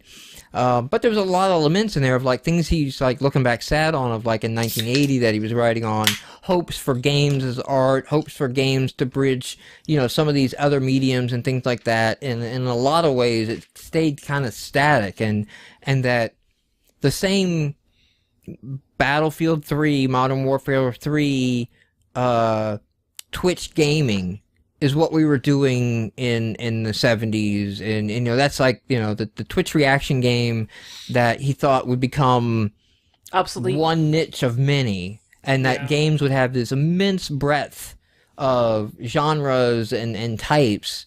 And, you know, some of the things, even though when he was saying, like, that didn't happen, I was like, well, that didn't happen mainstream.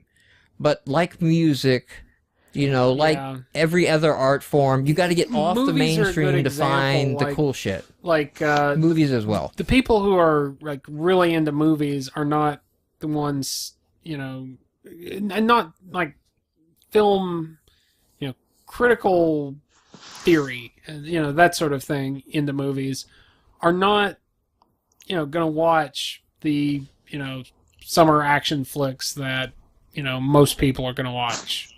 Yeah. I mean, they're going to watch them, but that's not what they're going to kind of hold up as the prime example. It's going to be more independent or more obscure things. So exactly. I can see the same things happening with he didn't really, I think, hold up, like, you know, some of these games that have done some, you know, really interesting things and move in odd and different directions. You know, like, I find that hard of, like, you know, they're not trying these weird and different things when you have, like, a game like Braid, you know, and it was, like, so different from the norm. It's like, you know, people are out there. And that had some mainstream traction, even. There needs to be something other than twitching or time sync. I mean, that's like your two choices anymore.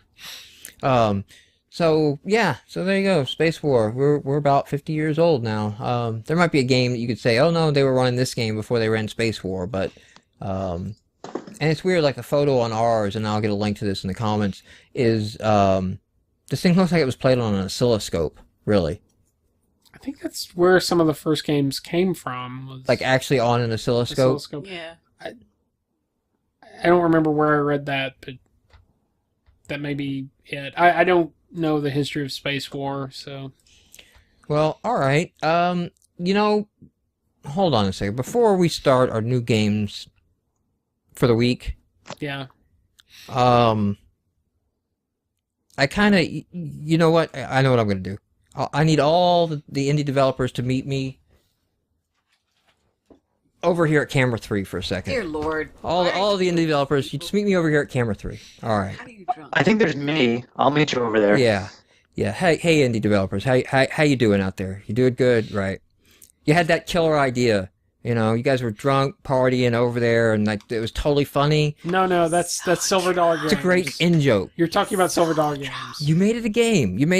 You shipped it. And you put it out there. And I'm telling you to just fucking stop, okay?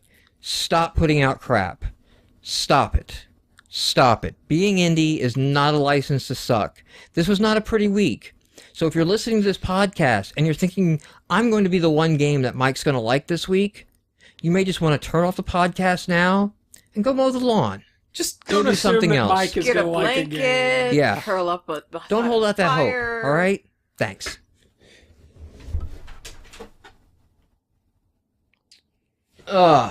Yes, so let's get to our new releases for the week.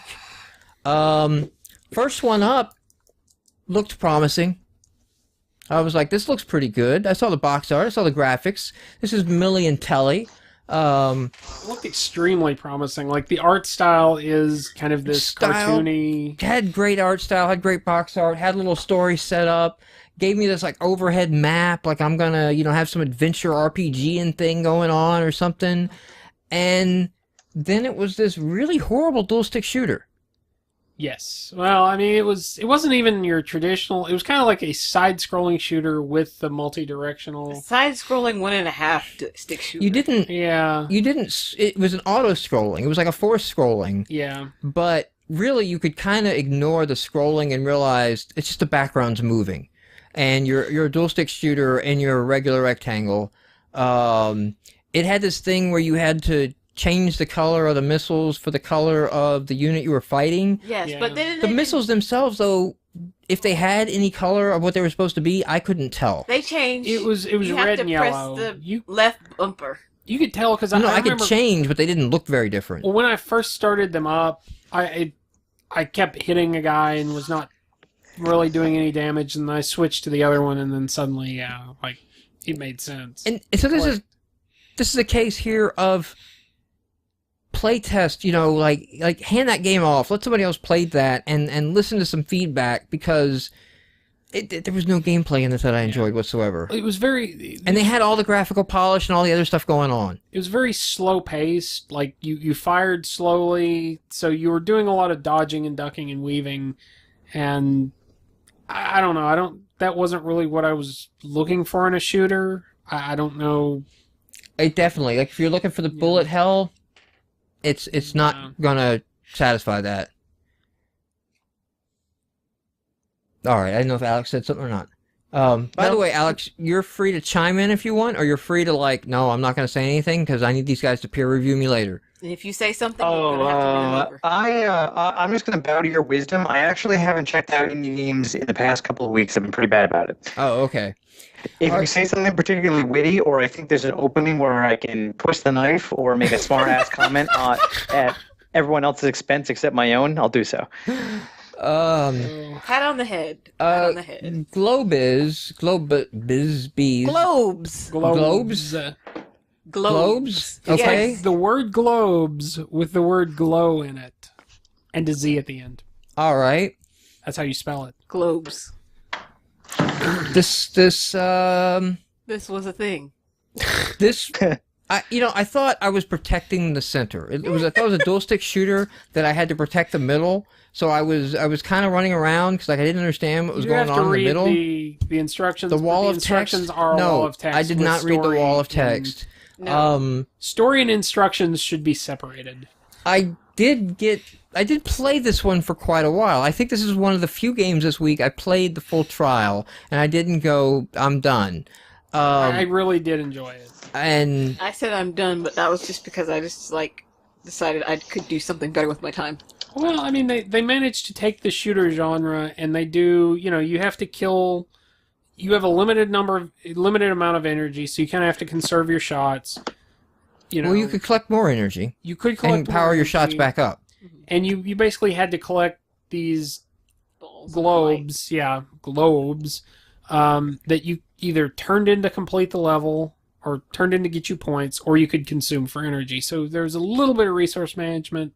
I never had to do it, but I liked what they were getting at. I got to some boss level things, and again, I thought I was protecting the center or something, and I thought it was like a boss, but then a second one came in, and I think that's about the time where my time had run out, so I really wasn't sure what was happening at that moment, if those weren't the boss, those were just the ships ahead of the boss, because it seems like when there's multiple of them coming on, then that wasn't actually the boss that I was fighting. Graphically it looked okay. I did not find the gameplay engaging at all. It seemed pretty simplistic. Even with the power-ups, you didn't have to get the power-ups if you didn't want to get, not the power-ups, but the globes. You didn't have to bother with the whole resource collecting thing. You didn't have to run out and pick up. You could just hit the other trigger and have them all come to you. There was a little weird thing of you have to collect them, and then they're around you, and then you have to absorb them. Yeah, you had to, you could only hold 15 of them, so you had to periodically take them back to the center to collect them.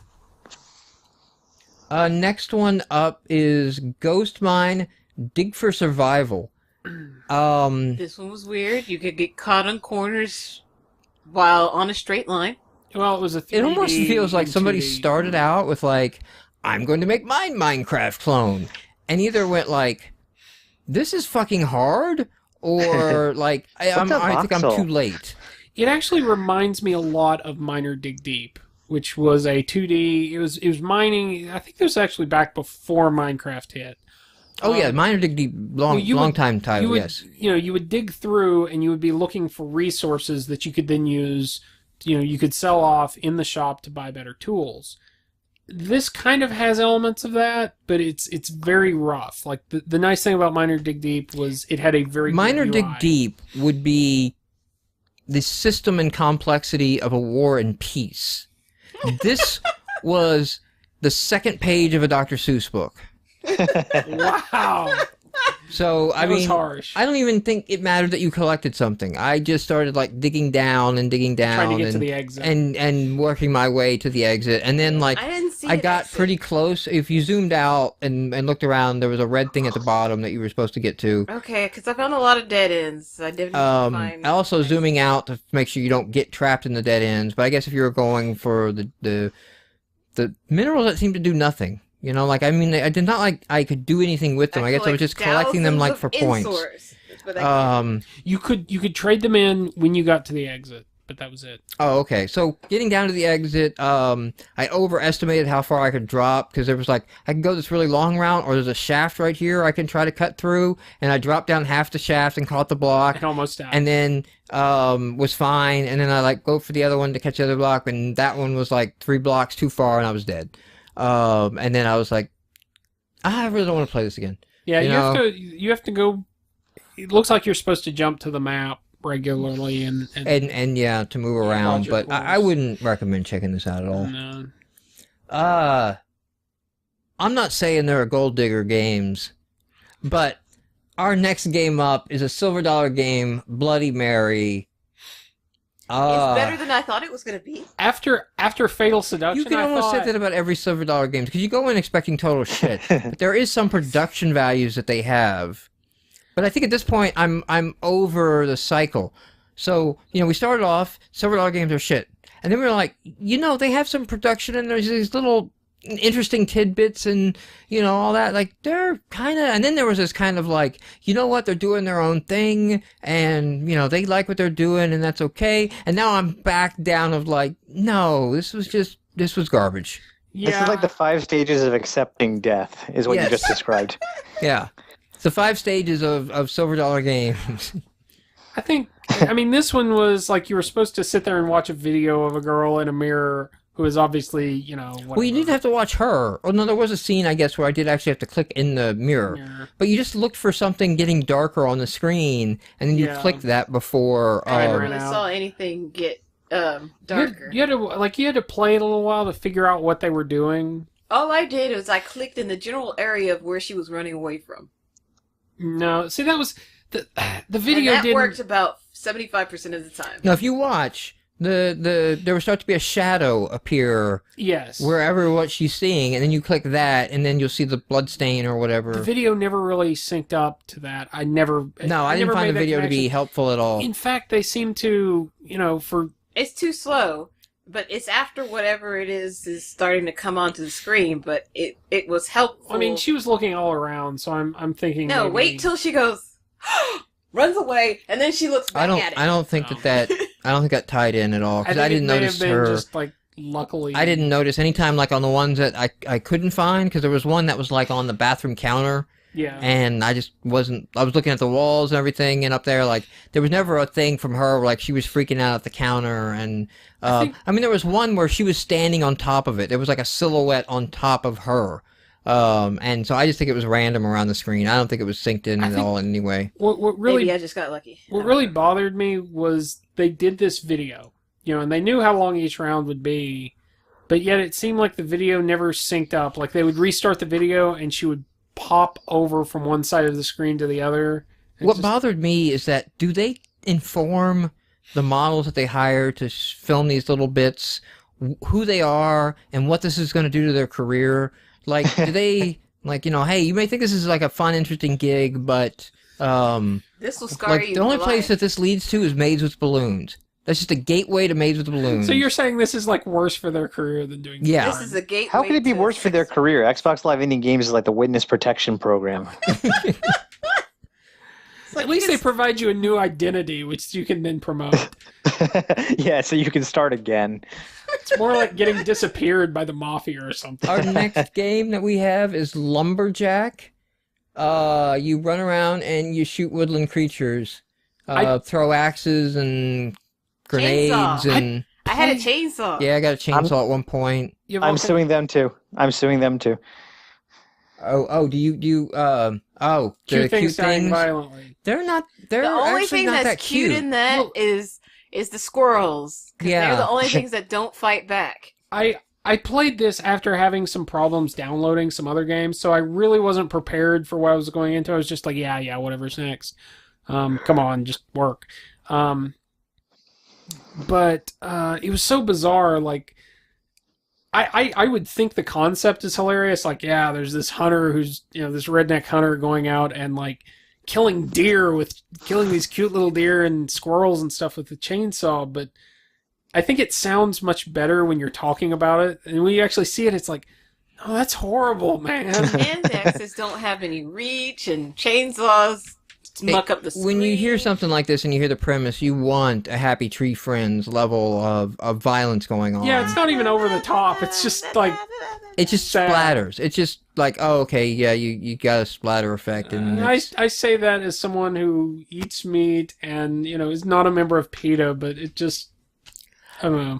But it wasn't a good game. I mean, it wasn't... It was a cool idea, but... It wasn't funny enough. No, and it's not worth checking out. Our next one is not worth checking out at all. It's Avatar Planking.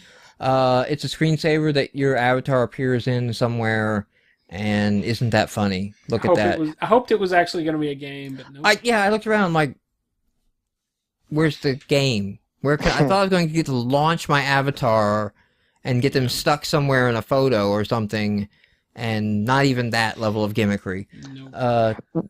Was that the Milkstone guys, or was that someone else? That was someone else, and my baby liked the No, it was a developer called Highbrow Games, of all things. There was some sort of British guy talking lawyer speak at the beginning, and I was like, Because you they can't had be photos. ironic. You can't. Oh God. Yeah. Don't think about it too much, you will hurt your head. I think I'm bleeding out of my ears now. Highbrow Games is no Silver Dollar Games. That's what I'll say about that. Silver dollar games are no highbrow games. Living Dead. Dual stick shooter. Dual stick zombie shooter. And they come straight at you. I don't you're want not to... actually constrained to the little key shape, you're constrained to that entire box.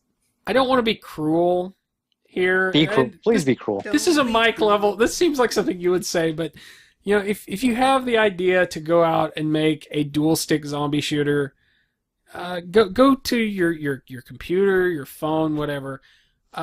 Check what year it is, and if it's not 2009, change one of the two variables. You know what this felt like? I had a flashback to when we did our first ever episode. And we did Blaze of Glory. Yes. And it was this is really not that great of a game. How should we, in this little dual stick roundup, and we're like, oh, we like the graphics. The graphics don't look bad.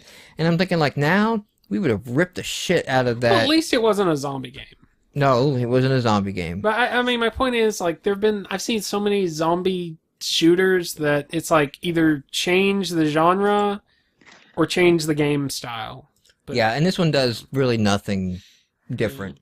You guys are getting it completely wrong, though. People are making these kind of things on purpose for those exact same reasons. They just don't. They're just amateurs that completely suck at understanding how economics and market flooding works, and they don't know that they can't make an avatar massage zombie baby making voxel craft kind of game. They just think, hey, money dollars. And then don't actually get money dollars. That's probably true. Well, and then these games don't actually flop. These games actually don't flop. They, I see in the sales thread, you can almost count on a couple thousand sales for these. If you have a zombie. There is still some market that they do sell these things in. If it's the developer and he's like, hey, this is I'm going to get this up and get this out and learn the system, it's kind of like, the educational game, the first game, whatever. I guess that makes sense because zombies, that's shooter, fine. But I fear like that's simple. not what this is, though. No, it had a fair amount of polish, but Don't say that word. It was not, it did not look like a developer's first. No, it just had good sprites. Yeah. I mean, the sprites didn't have any kind of... There was no shaders involved here. There's no real effects or anything like that, Particle Engine. Okay. Hey, our next one up. Oh, this is a winner. 4 Winds Fantasy. I want to stab this guy I don't know in what the the face. fuck this game's supposed to be. Stab his face multiple times. this is another. You want to stab greater than 50% of the population in the face. What was the Yes, but I what wanna was the stab this one with a rusty GXY spoon. GXKY 2 game? I don't know. The Skyfish But games. yes, that's exactly what I thought. It's like, hey, I'm gonna draw really bad on purpose. Isn't that funny? You know, we say that because we're old. No. I'm not saying we're wrong. I'm just saying we're old. No, I would identify You're this right. even younger. I would identify this as a very juvenile, adolescent type of humor. It is well.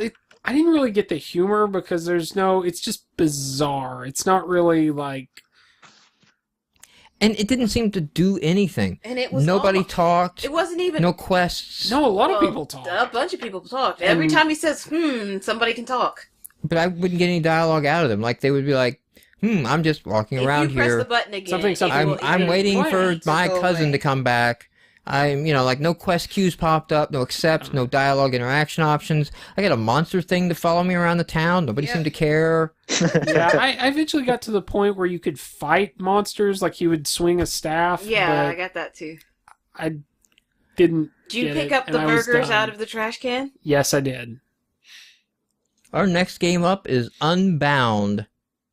So, This one's not bound by any conventions. this is a really nice. Now, It's very pretty. maybe it's a True Space or whatever that site is, Turbo Squid or something model download. I don't know. This is a really interesting. It's got a lovely 3D They've got- landscape, They've got the water effects. water they've got- ripple effect, and then the Kinda game swim. is to run around the island and collect shiny collect marbles. balls. What drove me crazy about that is the sound, the graphical effects, the sound. It was all like it really reminded me of all the things I liked about Oblivion and Morrowind. It's in first person. I would have rather that game been third person and put like an avatar or even a ball on the screen or something. Exactly, but I kept coming back to like this was all the stuff that really impressed me about the Elder Scrolls. Except the Elder Scrolls was about more than running around collecting orbs, so it feels like it's an engine in search of a game.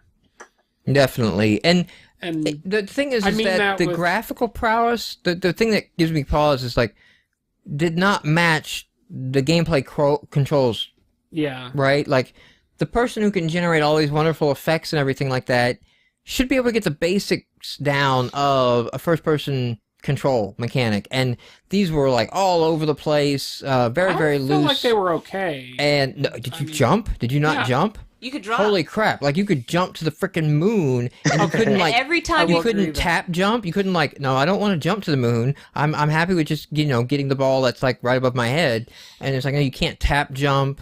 It was very the wasn't controls It gets worse were as you get not more to physics agility. weighted. The controls were I'm moving a camera. Okay, that could be Okay. it. And it's like somebody that can go to this length should know how to basically like put in a head bob, make it feel like I'm not just moving a camera around your scene. I would like. I'm really impressed if they develop kind of flesh it out a bit more. Try number 2, please. Yeah, I can't say much because they did a really it's really nice looking. But that's what I'm saying. You may find out like they didn't do the really nice looking set piece. They just grabbed some other. They grabbed a engine set somewhere. piece and then Well, put even balls if they on didn't, I just want them to try again. it. Next one up is No Pain, No Brain. We did do video of this. So this is a brawler, Riven City Ransom, Double Dragon, except you can't move up and down. You're locked into one plane of fighting. I think it might be like Love Hurts was an indie game that I think it came out last year. It kind of had that same mechanic, and I think it was trying to be. But see, like the Love Kung Hurts Fu or and something else. like a Ninja Gaiden or something Yeah. from the Nintendo era, like their fighting style is different. This is a fist punching Right. type, and it's like there was not a lot of finesse to it. right, and that You had 2 moves, and that was it, and a dodge. and that's usually why you're used to like being able to move around. And then it had this bad I want to be Duke Nukem. Duke Nukem, type character, and I'm just gonna throw out witty lines when they don't make any sense, in this moment, and just Hit me, randomly. baby, one more time. And they do like this freeze slow mo on the last hit of the guy in the level that is not synced with like a kill move or anything. So Well, it occurs when you eliminate the last enemy. Or are So- eliminating him. I think the concept is like, again, it probably worked on paper, but they needed to tweak the visuals.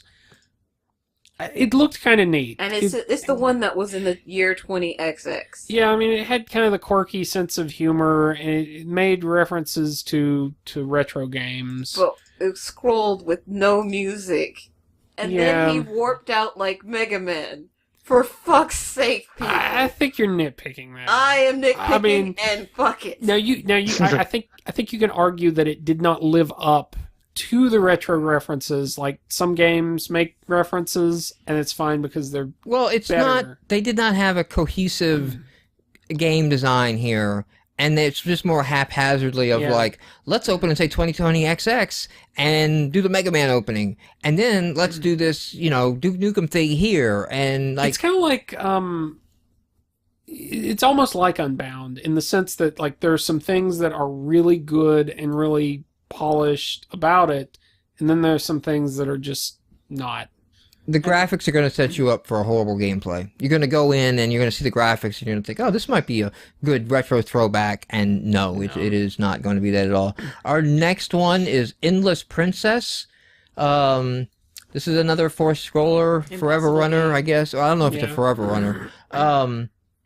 With a rhythm button type thing kind of thrown in there, basically, where, it's like, hey, to fight this guy, hit the Y button, and to hit this guy, hit the B button. And it's like, your B is swinging a sword and the Y is doing this other move, but the way it's presented is almost rhythm gaming style, not like, oh, well, I could also hit this guy with another move. Like, this is my sword. It's like, no, that's the B because you hit B at this moment. And then the only way to get the stupid idiot to not run into spikes is to have him hold his shield up so he holds fucking still for the stupid scroller to finally get across. Yeah, I never got that timing down for that, and they explain it, He but runs a lot faster than that scroll. yeah, I'm not exact.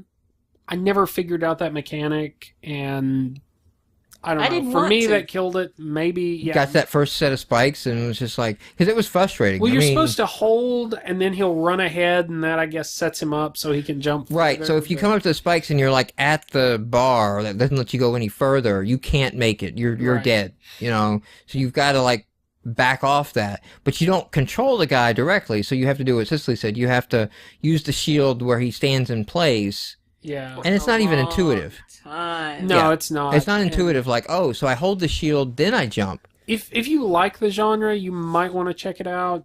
If you don't like the genre, this is going to confuse and The genre of infuriate force you. scrolling. Force scrolling. It is a genre. Our next one up is Super Kablamo. We did video of this. You play some stars, And it's very confusing. shoot space flowers, and there's platelets space and drugs, and red blood it's cells. really it's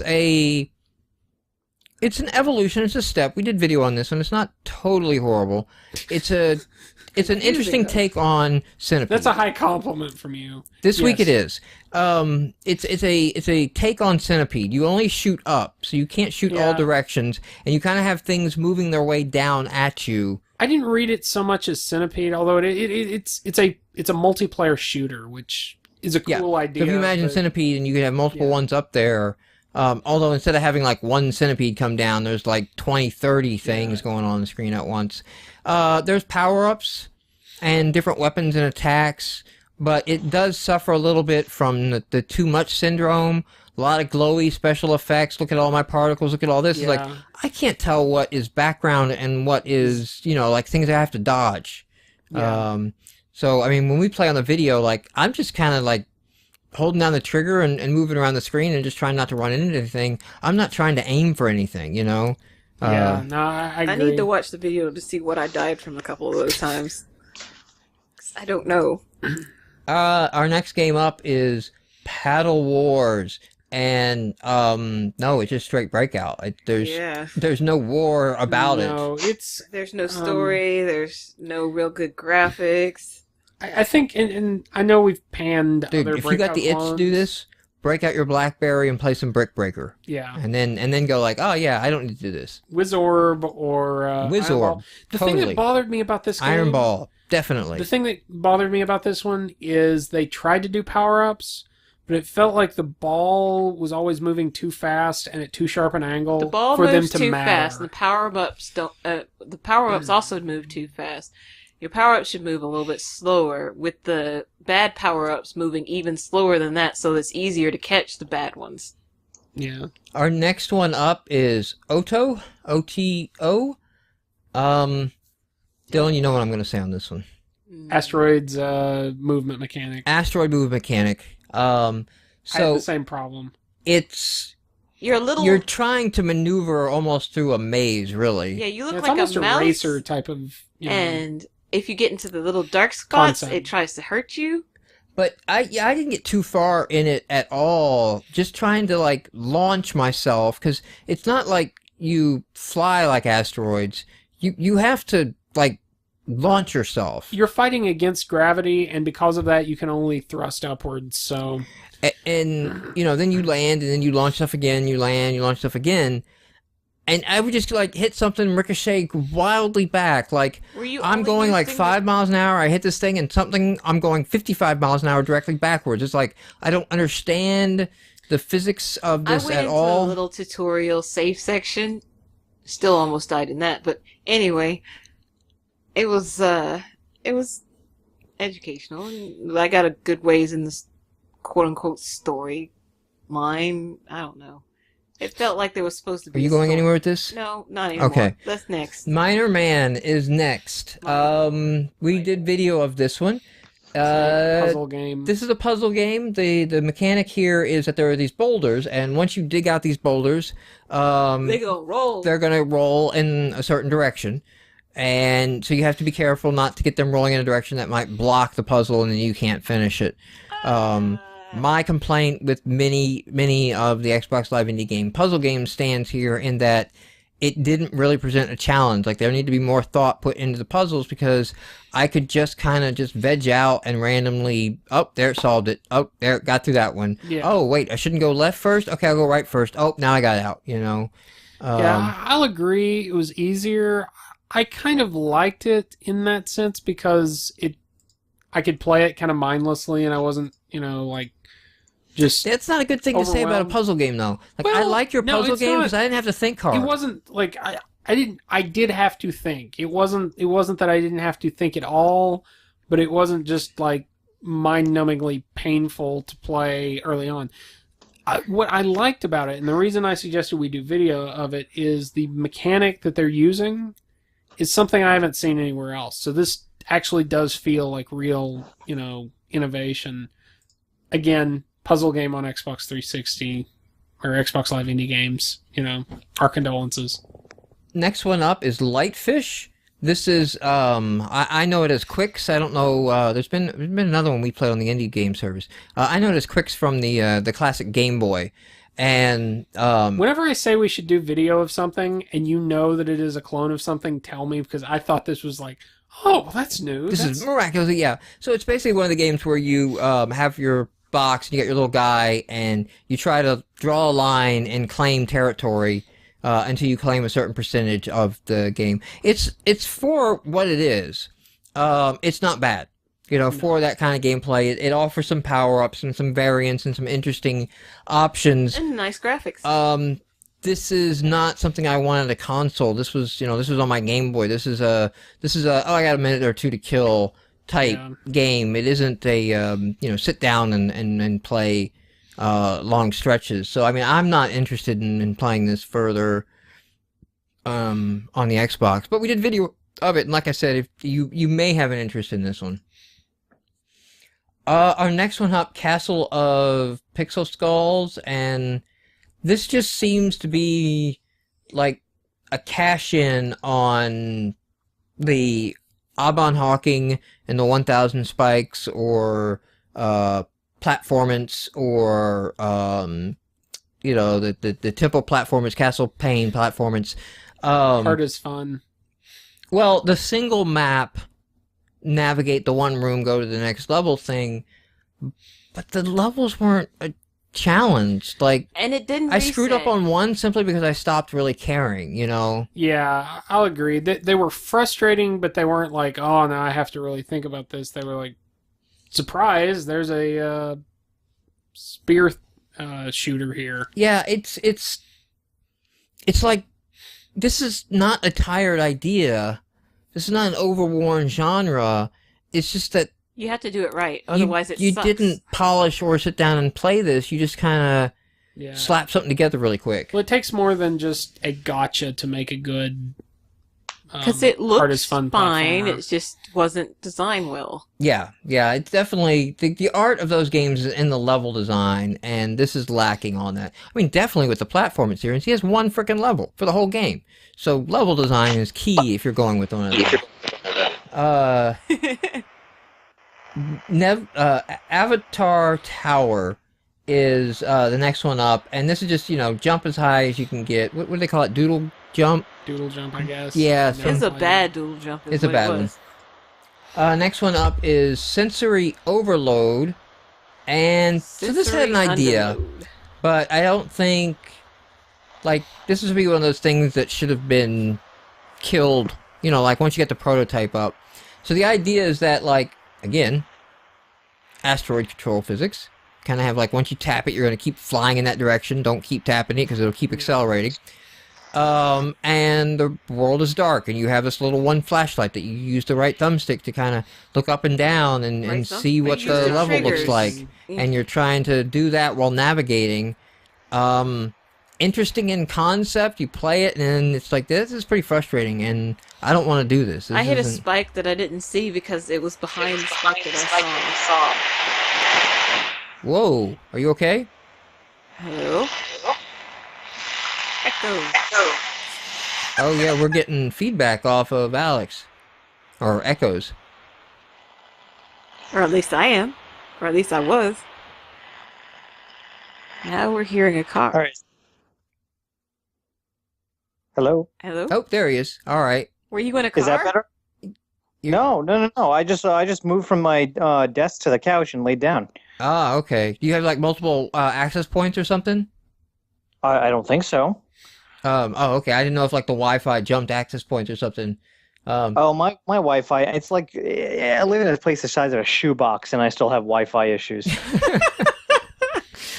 I mean, it sounded like you had to like blow your nose or something digitally. It's It like what was sounded like he went into a car and was starting Yeah. to drive off.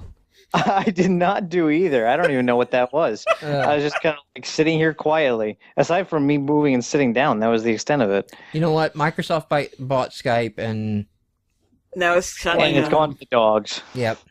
Speaking of that, Prairie Dog Massacre. Fuck yeah, I'm relevant.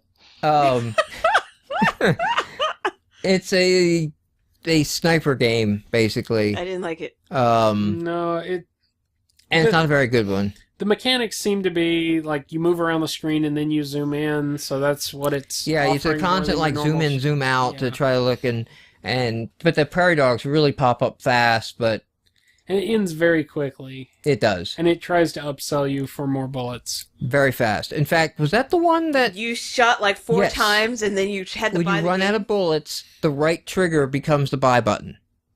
Yes, Fuck it that. pops it up, and Yeah, you that's have just to a- actually look up in the top left corner. Yeah, that's just a scummy little thing.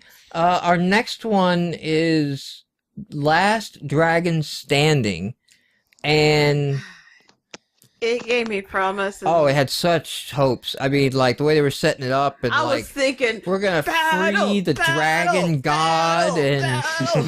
you're gonna play my minions and go forth and damn these humans for I was ready to impress me, and fire there's- up some ice bitches. There's 6 seals to find and break, and then it turns out to be this weird Breakoutish. Pong. Yeah, Game. Hungry, hungry hippo. To be fair, That's what it you is called it it is earlier. interesting that it's one part breakout. It's like a couple of other different things. Like it's a shooter. It's breakout. Well, it's Pong with lives, really, is what it Yeah. is.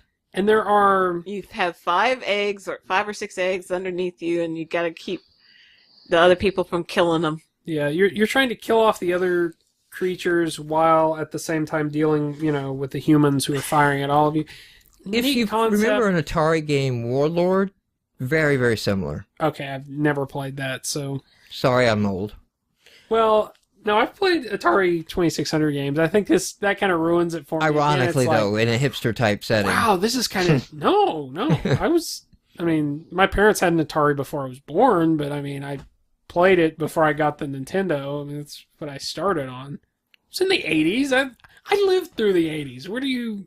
Like, by the time the Atari in the 80s, it was, like, forgotten. Like, it had crashed, and, like, the market had imploded in the mid-80s. But, yeah, so this is like that Atari Warlord game, which was played with paddles, interestingly enough. But basically, you have your castle, your zone you protect, and then you throw a ball around the screen, and that, does the damage, and you just try to paddle that away. Like I said, that just kills it. Like, well, it's kind of this neat, innovative... Nope. It's clone. Crap. All of this has happened before and will happen again. Die Pro Die. Yeah, die pad die. This was how many times can you mash the button? Next game is Desert Command. I'm not spending any time on that. Next game is Desert Commando. Oh. The not so subtly racist blow up the Middle East, bomb the mosques game. I don't think they were mosques. Some Again, of them I think were mosques. they were domed. They were the same graphic. No. So there was one that was a box. There was one that had a flat roof box, and then there was the one with the dome. There are other structures that we threw grenades into that have domes. No. My point is, now domes are associated with various Middle Eastern cultures. I mean, that is an architectural style. So you got that, but I don't think generally, domes if you're going to have enough money in that area, you're going to have a mosque. Well, I'm sure some of them were mosques. They were called barracks, technically. They did say the term they barracks. said barracks, but the barracks for a gameplay, certain race of people. the gameplay is your commando, your Akari warriors, top-down shooter. It's not really Akari Warriors. It's multi-directional. You can shoot multi-directions in Akari Well, warriors. you can move multi-directional, like you're exploring. You shot the direction you walked. Dude, I got it on my DS. I got my hacked Akari warriors on my DS. I thought you were just walking straight, like you were. It was forced scrolling straight up. Not Akari warriors. Okay. Akari warriors I'm is not thinking of a forced scroll. different game, then. Never mind. The Akari warriors had the tanks you could get in. And in fact, Akari warriors and Commando are like the same game. Like it was like somebody just rebranded it or something. The gameplay, though, is very slow compared to those. In fact, I think we were both ready to pass on it, but Cicely kind of liked it, which shows you like the pace of the game. It was slow enough for me to get. That, yeah, all of a sudden she wants to play a shooter. That should tell you something bad. It required you to do slow, tedious actions, and it reminded you of like the iPad. Like, this feels familiar. Or stippling. God, I should never try to paint. I noticed, like, you make jokes about her playing iPad games all the time. You get flipped off. Other people, whatever. Whatever, yeah. Four-Tet Music Maker. Isn't that? So the idea on this thing is there's this little, like, Of some sort. square pad, round pad, and when you hit play, the notes make sounds when they bounce off the edges, and then the notes can bounce into each other, and they might turn direction and bounce off different edges. So I guess it's more of like, hey, just randomly put some stuff down, and you'll have this like cool beat thing happening. The problem is like, it's not a cool beat happening. It's a bunch of noise, and it's not an interface that you can decide like, okay, well, I want a beat going thump thump. It's like, no, you can't do that. Because you have to kind of time the music, and the notes can run and intersect with each other, and then they'll change direction. There'll be different notes. So it's not. What was the one chaos theory than you need. Yeah, what was the one we played a while back? That wasn't actually too bad. If you don't want to go full on easy music, if you don't want to full on like studio editing level. I remember which one you're talking about because it would like scroll through. Yeah, it was a very simple like dots on a grid, and you had 4 bars and you make a beat. Yeah, that was better than. But it was good. Than this. Better than this. That's our new games for the week. Was War not this last? No, War was not this week. Okay. What were the War ones we never did? changes. Desert Commando. We did Desert Commando. We did... No, we didn't do Dragon Last Standing. No, we did Lightfish. Lightfish. Miner Man. Lightfish. Super Kablamo. Miner Man. And I'm trying to remember the last one we did. So, I got Desert Commando, Lightfish, Miner Man, Super Kablamo, and Pain No Brain. Yes. No Pain, No Brain. I don't give a fuck this week. I honestly do not. I am casting my Honey Badger does not give a shit vote this week. Oh. They're all crap. I won't pick up one of these and go back to it. You have just given up.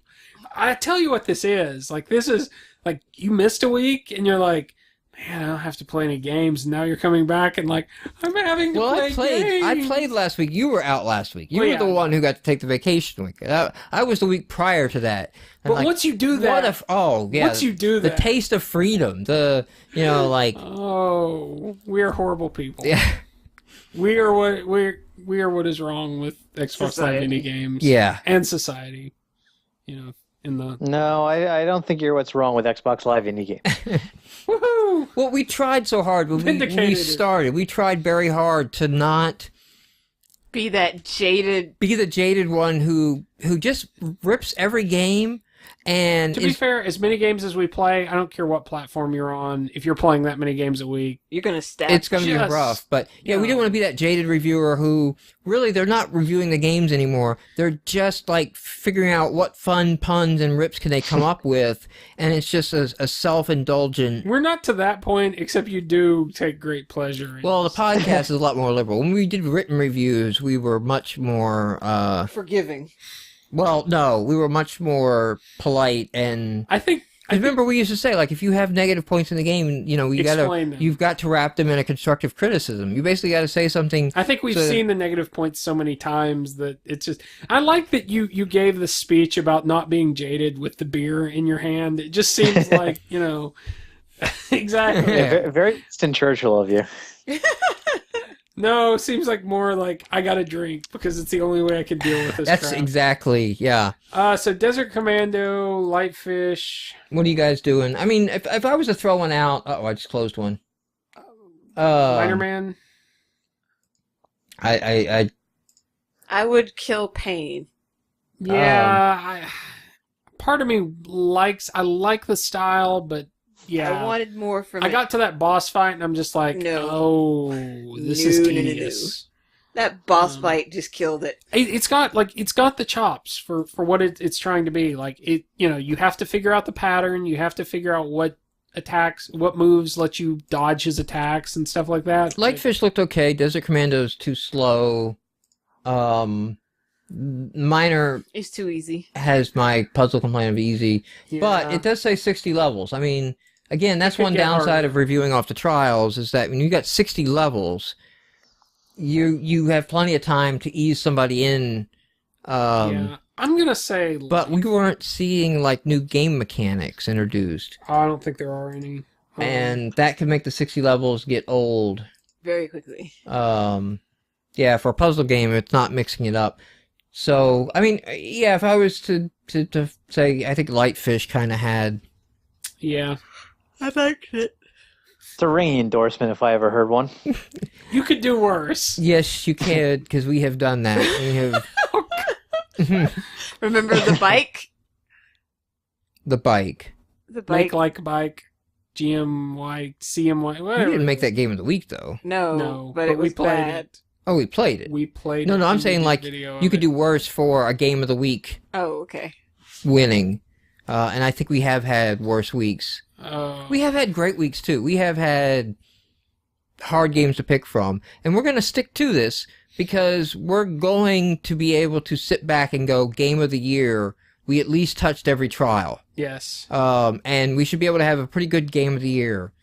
But I don't think I'm doing this in 2012. Nope. That's my New Year's resolution. Not playing any more Xbox Live Indie games. All right, I gotta sneak out a sequel then in the next 2 months. That's not gonna happen. Okay, we probably not everyone. We might play. I don't know. Well, if you get it in the next 2 months, if you hit before December 31st, We will definitely play it.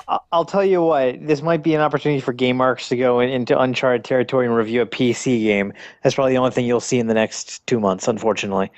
well, I think we haven't talked about this on the show yet, but we've discussed No. this quite a bit off the show, and we started this because we were developers, and we're business developers by day.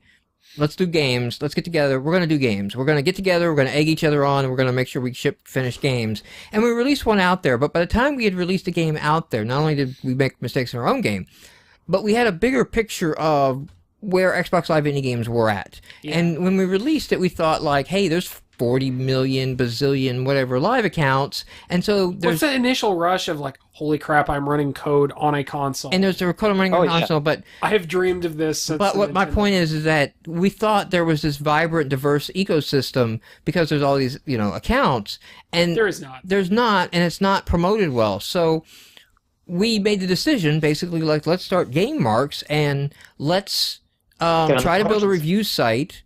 We ripped off Giant Bomb in so many ways.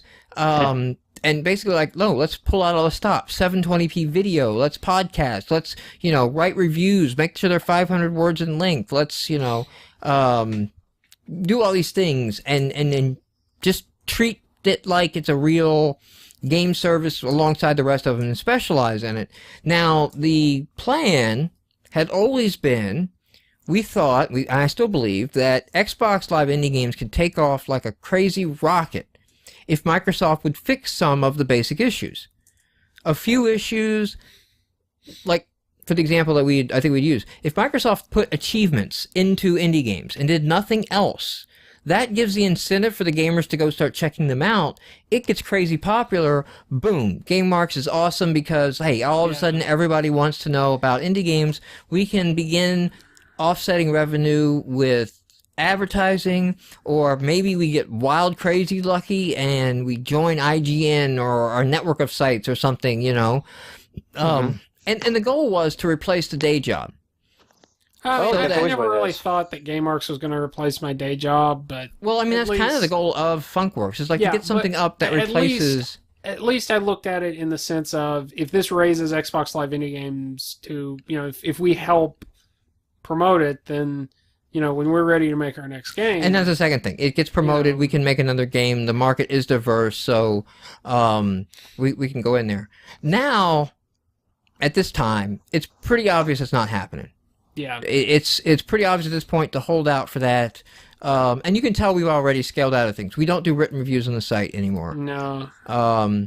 We do our trial videos, and we'll keep those up through the end of the year because I want to have just a solid year down to be able to like go back over a solid year. We'll and keep doing, when you say keep those up, we'll keep doing those, but I think we'll keep we'll doing them just through the leave end the of the Blip year. TV site up afterwards. But yeah, after that, we're probably going to convert the GameMarx site into what it really the audience is of GameMarx, which is developers. yeah. And then that's when, to your point of like PC games, it's just going to be indie developers. And indie developers are not platform specific. It's like, hey, I got a great game. Cute Things Dying Violently. It's doing well on this platform. So my goal now is to take it to some other platforms. And Yeah, my goal now is to take it to some place where people give a shit. yeah, and we'll, I can get more money off the same code, and the same game, and then that will, set up for the next one, and you can build on that. So yeah, we're not sure how exactly we'll do that. Yeah. What we'll theory- keep, what we'll take. The beauty is like all along this journey, we got we took over XboxIndies.com. Yes. Oh, And yeah. so I feel like we don't have to be the site with the game database anymore because XboxIndies.com is that site. And so many of our features that we wrote for GameMarx, we then just pushed over into Xbox Indies. And it's like it aggregates the reviews. That ecosystem still goes on. We're still getting the visibility. We're just one of 12 sites that feed Xbox Indies. Right. That will go dark. And another site will come up. Yeah, and I think what we would do, or at least the way I look at it is, we're not trying to do that first class review site anymore. So it becomes more a mouthpiece, like, hey, I did this cool thing, or hey, I played this game. I, really want to analyze it in depth. So it's not like the pressure, like game development can be the thing we work on, and this is that side thing if we have. Well, Robert does game reviews. Robert Boyd, Cthulhu Saves the World. On his blog, you go in there and every now and then he'll post the game reviews. Like, hey, this is the stuff I played and here's what I thought of it. But it's not like he's trying to cover a section. For me, it's more of like, I played these games and these are what I thought. Yeah, for me it would be more of that. Like if I actually did sit down and play a game all the way through of my own volition. And one of the things I've thought of doing, and we haven't quite worked out exactly how we would do this, or if it's even sustainable, or if it just doesn't break down into the same thing over and over again, is still keeping an eye on Xbox Live indie games. But because we have played so many of them, and then also through this year, I've been reading a lot of design books, and I'm starting to getting better able to explain what this is doing that I don't like, and what it should do that they would do that is to take the trial concept that we do and then make it more for developers of okay, we're just basically deconstructing your game, and have the little Telestrator or the Madden type thing of stop and okay, right here. You did this thing. Now, if you do this, I'm expecting that, or I'm expecting this, and instead of saying here's a review for the public, it's no, we're doing videos as a developer to another developer. Here's my comments on your game, and you know what? I may even be interested in doing those on games and playtests that are not out. Right. Right now, we have a pretty hard and fast rule about not getting involved in playtests because I don't want a colored opinion. I don't want to suggest you do something in playtest, and then you choose not to do that, and then I see the game and I'm like, oh, if they would have taken my advice, it would have been great. Yeah, I see this as being what I'd like to do at least is something that is a mouthpiece that if I have something to say, I can say it, but not something that forces, us into a schedule of regular content regular content, I guess is the best way to say it. On a strict schedule, So yeah, we'll just kind of more involve into what we already are, which on this whole podcast, this is a developer podcast. We're doing the reviews and we put that podcast out separately, but I don't think we're the site people go to for reviews. Definitely not right now.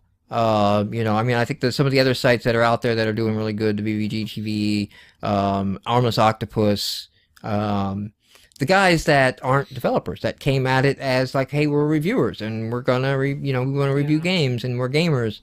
We came at it from a different tact, but we were trying to hey, we want to elevate and all that. And I feel like with having Xbox Indies, we're not walking away from anything. We're not leaving anything out there. I definitely agree. And there's still things I still want to do on Xbox Indies and enhance and add to that site. And as long as there's an indie games, it makes fun.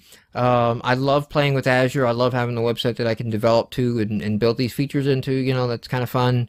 So, because that's what I do by day. We do a lot of websites and stuff like that. So having one of your own to be able to do the things the way you think they should be done, play with the technologies you want to play with. Well, it's kind of nice. Is also a nice itch to scratch. It's kind of nice to be able to do some of that work that if it breaks, you're not getting yelled at. True. You don't have the Although now I'm impressed with Azure. We have 0 downtime deployments. That's fucking awesome. I used to put up a page and hey, Xbox Indies is down. It'd be down for 15 to 20 minutes while I updated it. And I didn't care, like you said. It's just the hobby site. But that site still does 30,000 page views a month. Yes. So there was probably traffic. Somebody was seeing that message of it's down, crap, I wanted to look up this game. Now it's so cool with Azure that I'm doing a swap out deployment and nobody ever knows when I'm deploying, updating, rolling back, or doing what. I think it's cool. And it's cool that I get to play with that. So, that's something I didn't plan on getting into on this show just yet. I thought we might go a little bit longer before we start talking about that, but that doesn't mean we're going to stop. Well, we're definitely not changing anything before 2012. Well, yeah, doesn't mean we're going to stop before end of the year. So everything as we do it right now through the rest of 2012. So, anything before we get out of here, Alex? No. My own opinions on Xbox Live indie games are as a market, as a viable market, is pretty grim from here on out. But you've shared already your own side of it, so you can already guess at what my side of it is. Yeah, it's we have that conversation a lot off of when we go into 2012 and we want to look at game development. Do we even want to start with XNA at this point? Do we need to say, hey, let's go grab this framework? Yeah, and usually starts with a U, and then one of two with a U. U star. Let's go grab a U star framework, and do we want to do that again? But we come back to like the console is just so damn cool. Yeah, I mean, like I said, I picked up a couple of tablet games and like, okay, what is the reality of doing this? Because I like having that controller there, and PC games you can do to a lesser extent, but it's just not. And we have seen plenty of developers, names we've mentioned on this show, that Xbox Live Indie Games has been a showcase for them. Yeah. And then they've gotten deals. Who just announced they had a Sega deal? Oh, it was the Arcado guys. Arcado guys. The Arcado Swap and are those. They made an excellent, quality set of games. And, puzzle games on the Xbox, not doing that great, whatever. Sega sees it and boom, they got a deal with Sega. That's awesome. That's and that's happening frequently. The ones that we identified and we gave good reviews to and we talked about like with like, hey, this is a good developer and all that. I am seeing them, it's not an overnight process, but it is paying off. And so if you look at Xbox Live Indie Games, it's like I heard that on the Giant Bomb podcast when they were interviewing at a GDC or something. The developers say, no, we look at Xbox Live Indie Games. The industry looks to Xbox Live Indie Games looking for talent in the rough. Like that kind of minor league to major league talent scout is happening. So even if you're not selling the tickets, if you're not selling the games, it could still be a viable, I did this thing, it's on the Xbox. And it's like that proves you can ship something and, get it up there and market it and box art and, the whole package. Yeah, and personally, absolutely. Go ahead. Sorry. No, in my case though, I've gotten 2 games out there.